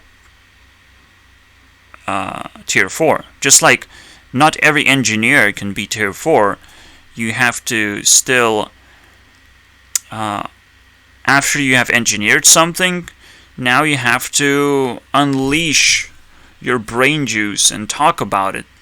Go to interviews. Just be an interesting person, because you probably have been rewarded sizable amount of money to become completely free from work, meaning that you are supposed to interact with people more, and if you don't do that, your engineering sucks, okay? You're just terrible.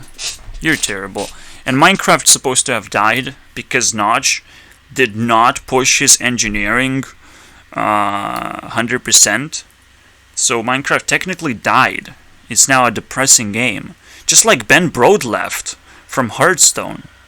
Like, what was that decision? Did you become rich and free, and all of a sudden you can make grilled cheese forever in your life? What happened? What traumatized you to leave? I don't think I got an answer for that. You know, that's very depressing as well, and makes me anxious to figure out what happened. See, it's the same thing where Minecraft feeds me depression because I know what happened, but I don't know what kind of things Notch was thinking Whereas Ben Brode is almost like the most obvious personality, and is out there making a few videos that you can pick up his ideas of how life works, I guess. And then it makes you anxious of like, but why? Why would you leave the workspace where you have been a staple, like a fucking god to everyone, a figure of fun behind Hearthstone? I want more purified videos, and I want him to try and explain why it's good again, you know? Fuck you, Ben Brode. It's ridiculous. So there's a lot of people who reach this position and they fail, but their remnants is out there. And their game still didn't die because people are still confused, right? You still knock a lot of people off, but even if you knock yourself off, you still have a little bit of time left to reestablish yourself as an engineer and reestablish yourself as a successful person, and just go out there and do interviews and talk to people, because everyone wants to talk to Ben Brode if they're a Hearthstone player. Fuck that shit, you know? I really feel like it just happened that he fucking quits right after Purify or something. It's so fucking weird. Here's one missed opportunity for me, and what made Hearthstone so unbearably wrong is I couldn't play quests. I didn't have quests. They were too popular and all that shit. So you needed a quest to put together a proper deck sometimes. But also the quests were too hard to complete, so you might not have been as unfortunate not having them, but right now they are quite mandatory right now. Especially side quests that are epics are very uncomfortable, in very uncomfortable position, I would say. But at least for the future, I would expect some, like, you open Hearthstone and every week you can pick up to have a different quest, basically. So every week you would have to tune into Hearthstone, and you will have a completely different experience if you're not a person who can collect anything at all. You know, that's the way to fucking do this stuff. Not to turn them into legendary cards that people can't acquire, can't play with all of a sudden, just because they haven't invested even more money to the game, which is already out, dude. You can cap at $60. Some people don't know what they're getting, even. Especially like me. What am I actually getting again? More of the same shit? Well, if Hearthstone gets a price tag, like, I can't afford that anymore. That's it. It's game over for me. It kicks me out of the game. And that there's a good reason why a game's supposed to be free, and why content like this is supposed to be available as a rotation of stuff that you can play. There were whiz-bangs decks and that sort of stuff, so I guess that was... Did whiz-bang actually had quest decks? That's the question. Alright, I see one quest. That's not a quest, so there's two each for each class. Two for each class, 2 decks. This stuff doesn't switch, the picture doesn't load fast enough, that's annoying. So the idea should be, like, to cram as many legendaries as you can possibly cram into this magical deck. And these looks pretty fine to me, actually. It does look pretty fun, and something maybe I want to have. I'm not sure if the legendaries still exist, so I have to double check. If that thing exists still, you know, there are 2 legendaries that do that. If there's a legendary that does that, still exist, I will play the shit out of it, I guess. But I still will get very bored eventually I just want to know, like, what is the general thing that I'm getting? Do I get quests? Do I get, like, some kind of different experience? Access to cards that I wouldn't normally get by casual play and all that. So that's important. But, yeah. And now I can actually afford it because I can't just disenchant that golden legendary that I got. So here you go. This is one of those evil decks. I'll pick it up and give it a go. So I would know what this experience feels like. I really need this card. And every card like this. Is this autocraft for experience points? Let's figure it out. Okay, I just got myself a friend request, so friend battle request. So I got 80 gold. Now we can do this. Let's fucking go. Let's get stars with a unrefined mess, basically, that you don't even know what you're playing at that point. How many quests we're gonna find? That's the question. So first deck revealed to be some Bomb Warrior build. Not really too interesting, but I get to play this card, which I don't have, I guess. Ooh, Deathwing, let's go. That's more interesting. And because this deck generates lackeys, you get to have a generally interesting experience. Did not expect that one, though.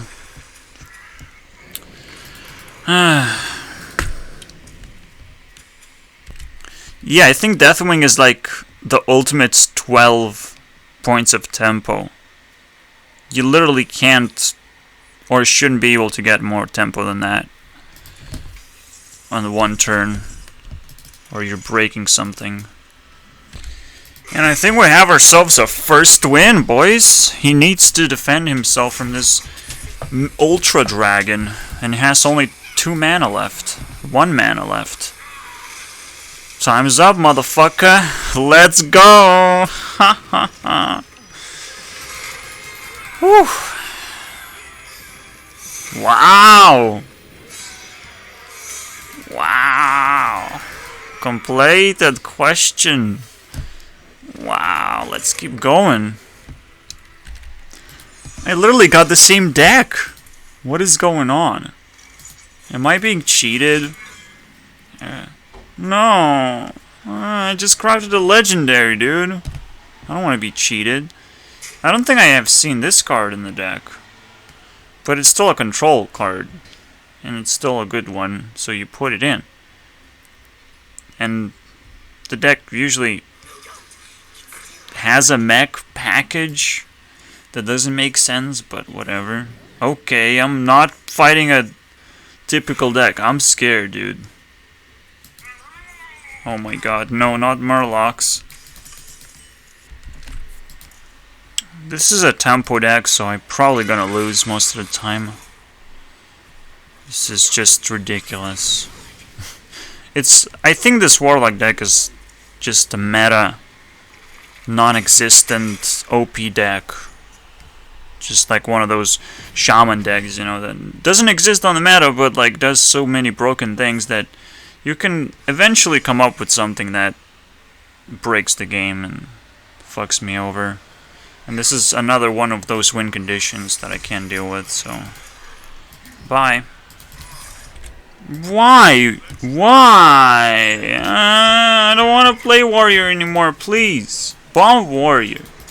What is this? Just one deck? What is this? It's like daily deck or something going on here. Is this what I'm after right now? Daily deck? Come on. Hunter. How do I fucking beat Hunter here? I guess I have to fucking block him this way. I swear, this is the worst investment I have ever gotten if I'm getting just Warrior for, like... What is happening? What is this bullshit? Okay, finally. Fourth deck, not warrior. So I don't have to check whether it's daily or not. It is lackey based most of the time, right? Because it's evil deck or whatever. So that's a good deal. We'll see. Okay, I win at least one game now. Now that I don't have to play warrior. And I wasn't cheated. I'm not playing cheat decks though. It's lame. Also, I'm not sure how meta relevant the decks are that I'm playing as well. That was pretty fun actually. Oh wow, first quest. I'm not even sure if it's completable. I'm really doubtful, because otherwise I would just mulligan everything, but I don't know. I might just be playing a tempo deck and not draw cards at all. Not force the quest, you know. I'm not sure what's gonna happen here. It's playing these cards, but it's not a Zephyr's deck, because now 2 copies of these Bone Wraiths. That's so weird. And now disgusting, because how do I deal with this, right? I still have to play tempo. There's no way. I'm not sure if I'm winning by stalling the game, but I can kind of get rid of any threat anyways. So the moment my minion sticks, it's kind of badass. And if he hard forces himself to stick on the board back, it's up to him. I don't care. This might be a moment for me to just siphon. Because I don't get any tempo from this. I just have to keep on stalling. That's unique. It is a very beautiful deck, I mean. What can I say? I can't wait to complete it. And it really adds to the flavor of this whole Zale, dude. I like it. I love that they added Batterhead. I wonder what kind of stats they use for this shit, but, you know, this is a 12 tempo points card. You can't go wrong with this shit, dude. It's kind of one of those cards you craft once you run out of ideas of what to play, or once you run out of just will to play the game. Also keep Dr. Boom, boys. Also, why is everyone called Demon? What the fuck is this? Are you kidding me? My name is Demon. Looks like another win for the Tempo gang. There's enough tempo in Lackey decks that it has Discover and all that shit. It's fine. It's fine. Is he clearing the board? Not quite. But that was not bad.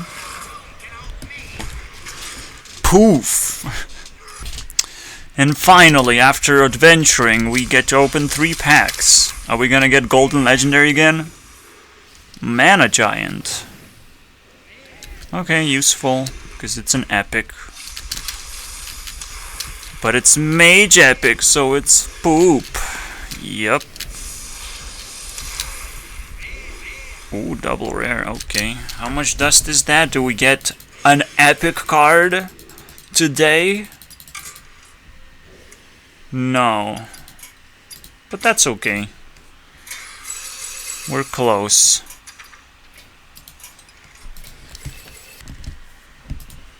Taylor is actually tying up with Selena now. Like, she shot up all the way from 7 to 9. Easily. Eventually I'll get bored, but like, I'm too excited, okay? This is a fucking explosion of like, oh, this works. A little too well. A little unexpected. Okay. So yeah, we started at 7 point something. I don't know. Oh, 8.3. God, it's weird. I don't know. Oh, 7.9 something. Okay. And we're beating almost all competition now. It's 3rd place already. Man, I love this stupid fucking shit, dude. He just slipped, you know, on ice, on thin ice, or thick ice, with that booty. He said, after having a family, you know, I'm struggling. I would punch this guy in the face. I would go fucking war now. You said you have a family. Let's go fucking kill you, motherfucker. You have a career and a family. You're the most successful fucking being on the planet, dude. Get a fucking life. I'm not gonna listen to your fucking stupid advice of why you should keep game development relevant for you. No, if he took fucking money and he's like, oh, I'm in a loop, I'm stuck in a loop, what do I do? Oh, maybe not create a family? Not try to sustain too many, too big of a life right now? Because that's, you know, dumb thing to do. But people take everything for granted. And it's wonderful because now they get to slip on this fucking thick ice and I'm gonna be like, oh, you don't appreciate money, huh? You can suck a dick? Now for money, you know? Eventually you're gonna dry up. Yes, because you are an innovator. You're pushing forward.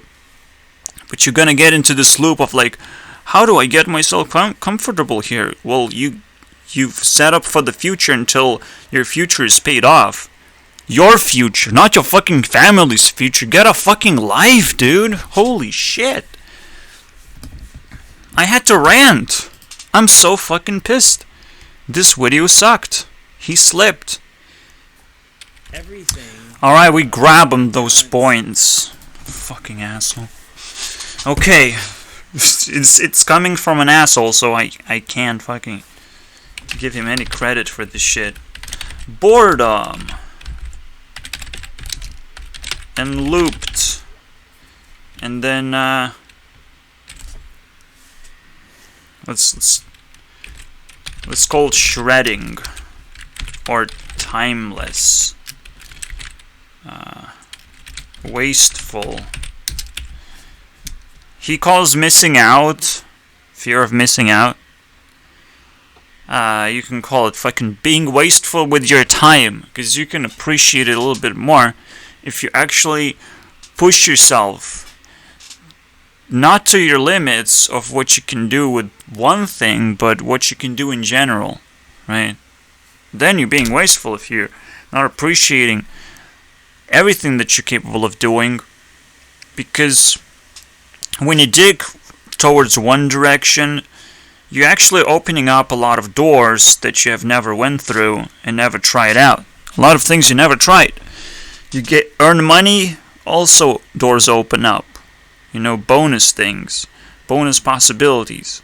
So you have to map things out in order to stop being wasteful, which is not tier 3 landscape. I'm sorry about that. You don't go back and open a bunch of doors.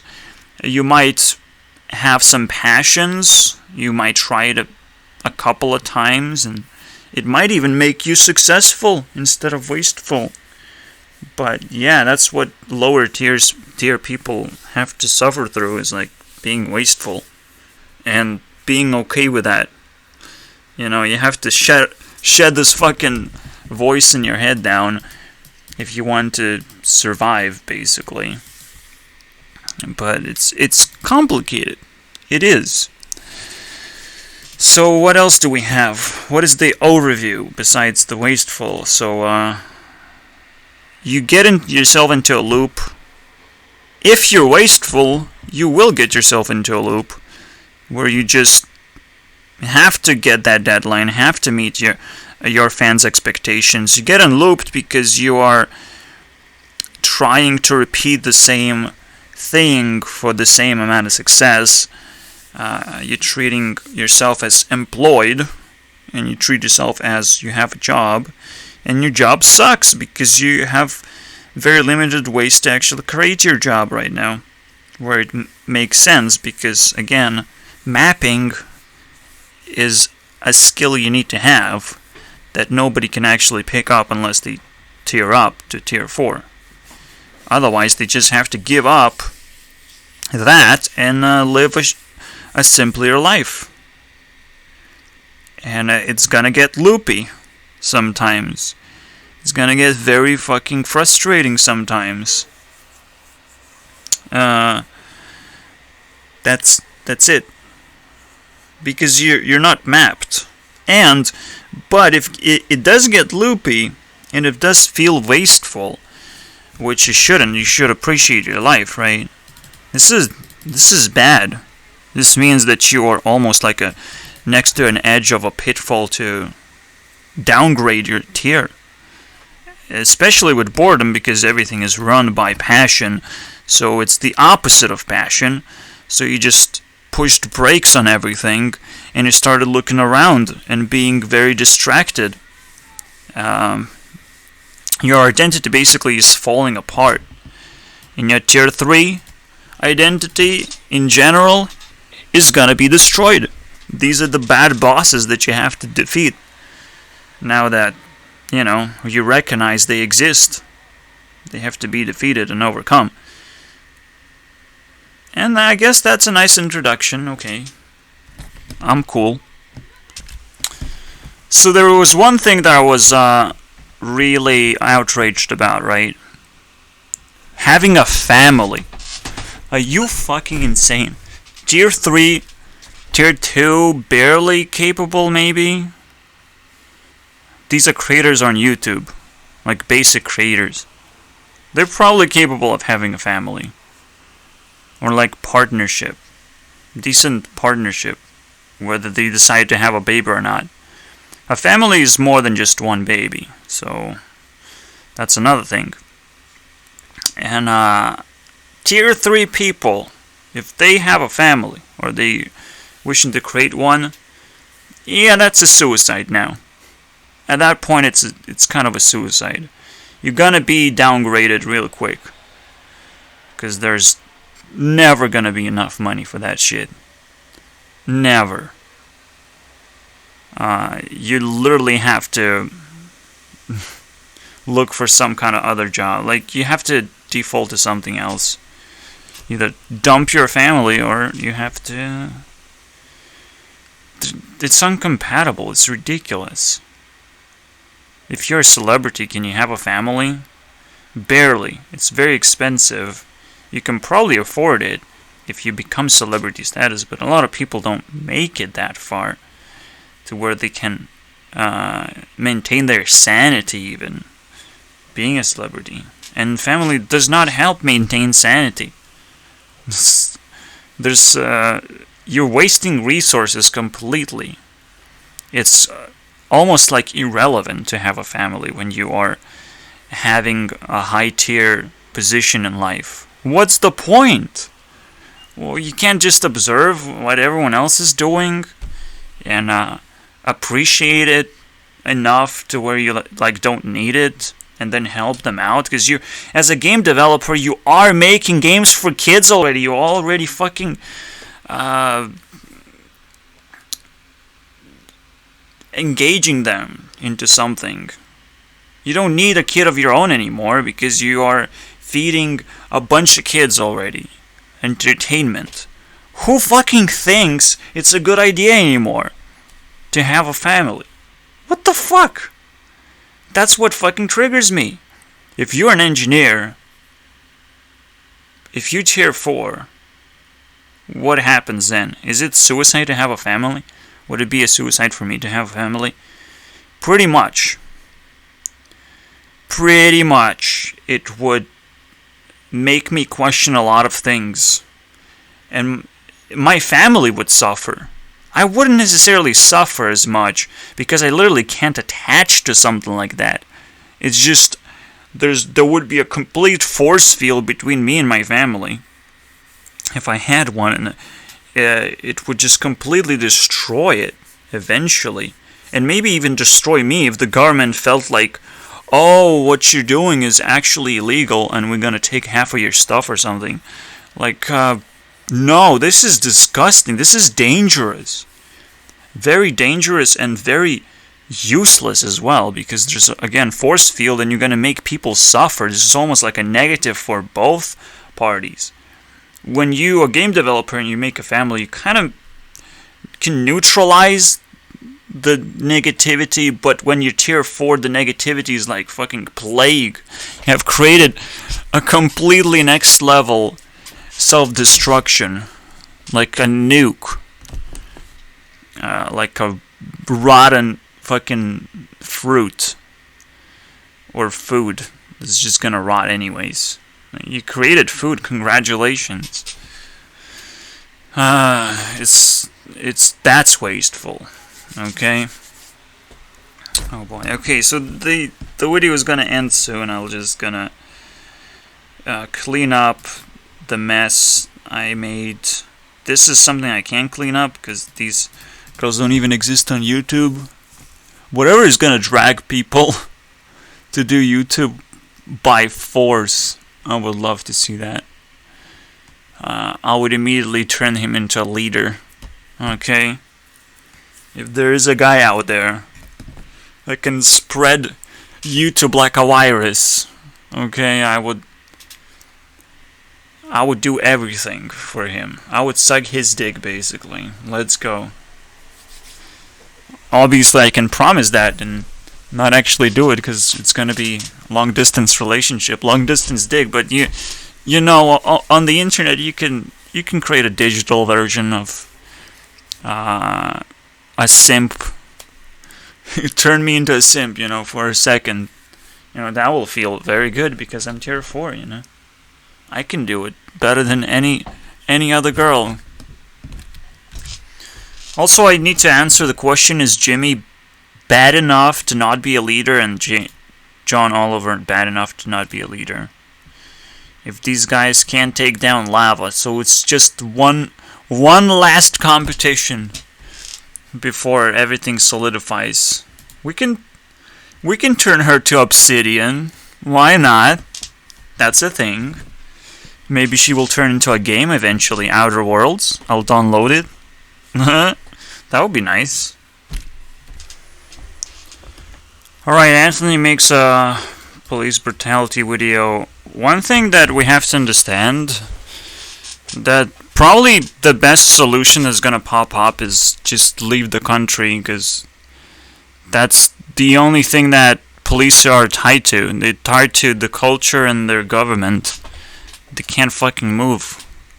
So you literally have to fucking flee the country as the best weapon to resistance. You can't fucking kill police, but you can definitely disable the funding, the system of funding, and attempt to crash the entire economy, because they're gonna be hit the hardest, because they are mafia right now in some places. Just doing what the government is telling them to do, because the government as well grasp onto too much power right now, power that they don't have, and they're very scared, so they will let anyone just slip away. If it matters to you to run away from the government, they will let you slip. Once the government shrinks down, they will not let you slip. I said the Hunger Games scenario is going to happen, and that's probably how it's going to play out. That's the only way they just brought up, defund the police. And again, the only way you can defund the police, you have to defund the government. The government is what fucking feeds the police and will always gonna be attached to it, because the more they're scared of us, the more they are defending themselves with these fucking brutally trained police people. They're trained that way, by the way. And they also now created this ecosystem where they're not only trained, they have a special kind of culture that is separate from the rest of the culture, because that's what mafia happens to do. They make their own rules, their own fucking ways of life that you wouldn't be able to comprehend unless you encounter them, and your mind will be constantly blown. So here you go. I mean, there is appreciation for Hearthstone. Now I'm watching like Niga Higa and trying to fucking fish for content because I need to clean up this shit as I've said. Also, this is like 5th priest I'm playing against out of like 8 or 9 matchups. But yeah, my tempo druid has evolved and it's getting faster and faster. It's fucking weird, man. But it doesn't necessarily like shut down the game yet. So people can still pull off some stupid shit. And like playing Zephyrs is annoying. Highlander decks are still gonna be annoying all the time. Inconsistently annoying, which is even more annoying because they're annoying with the high rolls. But I'm happy with this deck. I also saw a Warlock deck where you discard Galakron a bunch of times, or duplicate rather. That's gonna be interesting to try. I guess Warlock is like the next decent tempo deck. I know Priest already is the best tempo deck that nobody plays, but I don't want to play it just because nobody plays it. Because somebody played it already. You know, it's kind of weird. It's like, oh, you discovered it finally. Congratulations. Actually have to... Oh my. This is stuck. This is really not cool. I kind of just have to like trade and pass. Okay. Alright, there's gonna be a difference with the flag system. Because flags can't actually collect points and influence. It's kind of weird. But flags can have this flash of feeling that we call pride, I guess.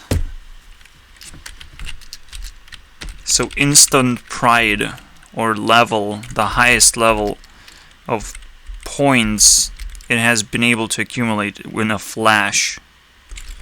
That's what I'm looking for right now. Fucking hate this though. Yeah, I always done this way. Alright. Let's get that ninja milk, boys. Also, she's back. And she explains why. And it's pretty. I'm not gonna lie.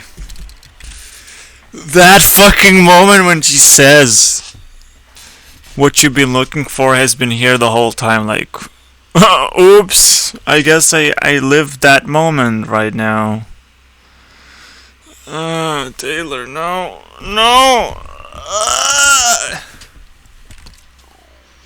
Alright, change fundamental thing about how many points I give to girls. Technically nerfing them a little bit, like 10%. And that's supposed to clean up this gap, which is growing steadily, okay? Taylor Swift is removed. However, yeah, it's complicated to say now what the points are because the points are messed up all the time. They're just messed up. At some point I will have to reset everything and like check the actuality here, but like there's always the feeling that 10% is a little bit too much for someone who doesn't actually rule YouTube in the first place.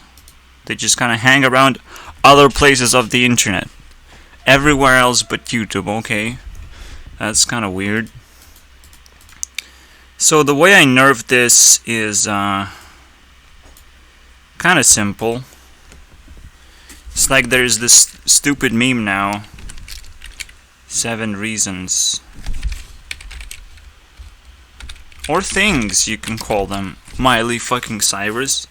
Literally, Taylor swapped with Miley at this point. And we can pick up this meme because That's her name. Okay, tails. 7. Or 7 ways. I don't know.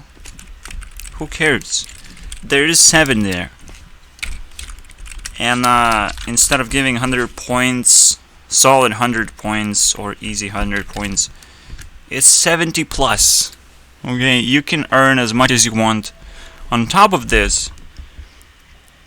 But if you're not impressive or not interesting, you're just gonna get a 70. You have attracted me. You probably have those 7 reasons why you did that. And I can explore that. Because they're... First reason, you have to be a girl, right? Like, that's it. You have to be pretty. We might as well fucking try and entangle this mess, right? Girl. Pretty.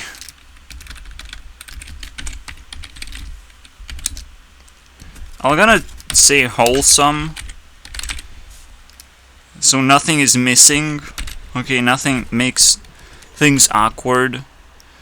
I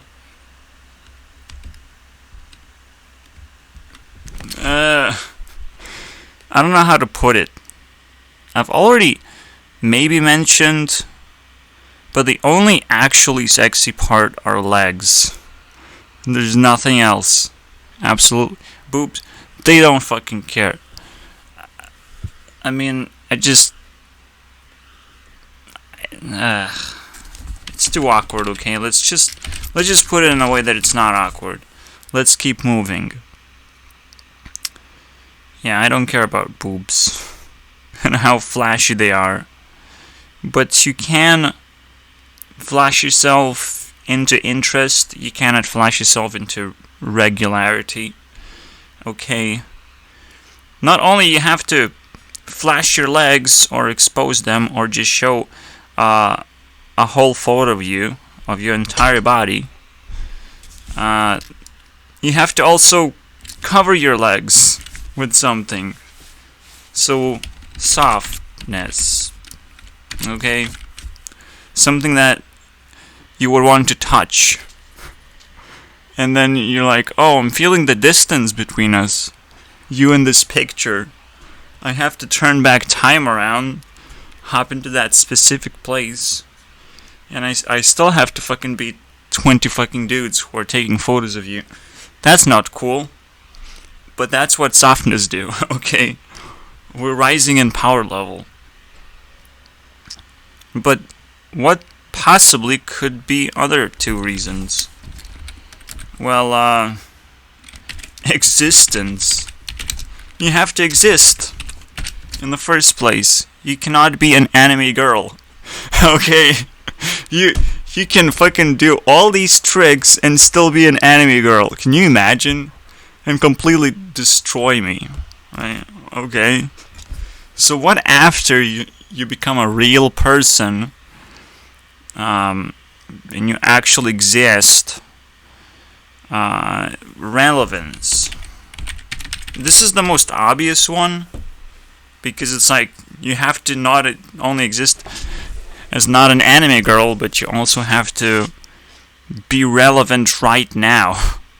So I don't press next immediately after I look at you for a little while. There has to be a hook, you know? You can even add this way. That's it. 7 reasons. You fulfill those 7 reasons, you get 70 points. Easy. Nerfed. Everyone get nerfed. Everyone panic. I'm not exactly nerfing everything. I'm just like, oh, we have stacked another pressure plate on the entire system, because the more nerfs would happen, the more likely I am to break a lot of things or change a lot of things when I do the reset button. Or when I do the reset button, it might actually change everything, you know? I'm not sure what the reset is gonna look like, but it's gonna be interesting as well. Because I don't want to completely negate everything that has been collected, but I don't want to not nerf things when they need to be nerfed. or reconsidered or whatever. So yeah, a lot of things gonna be reconsidered based on their value, of which they handle later on.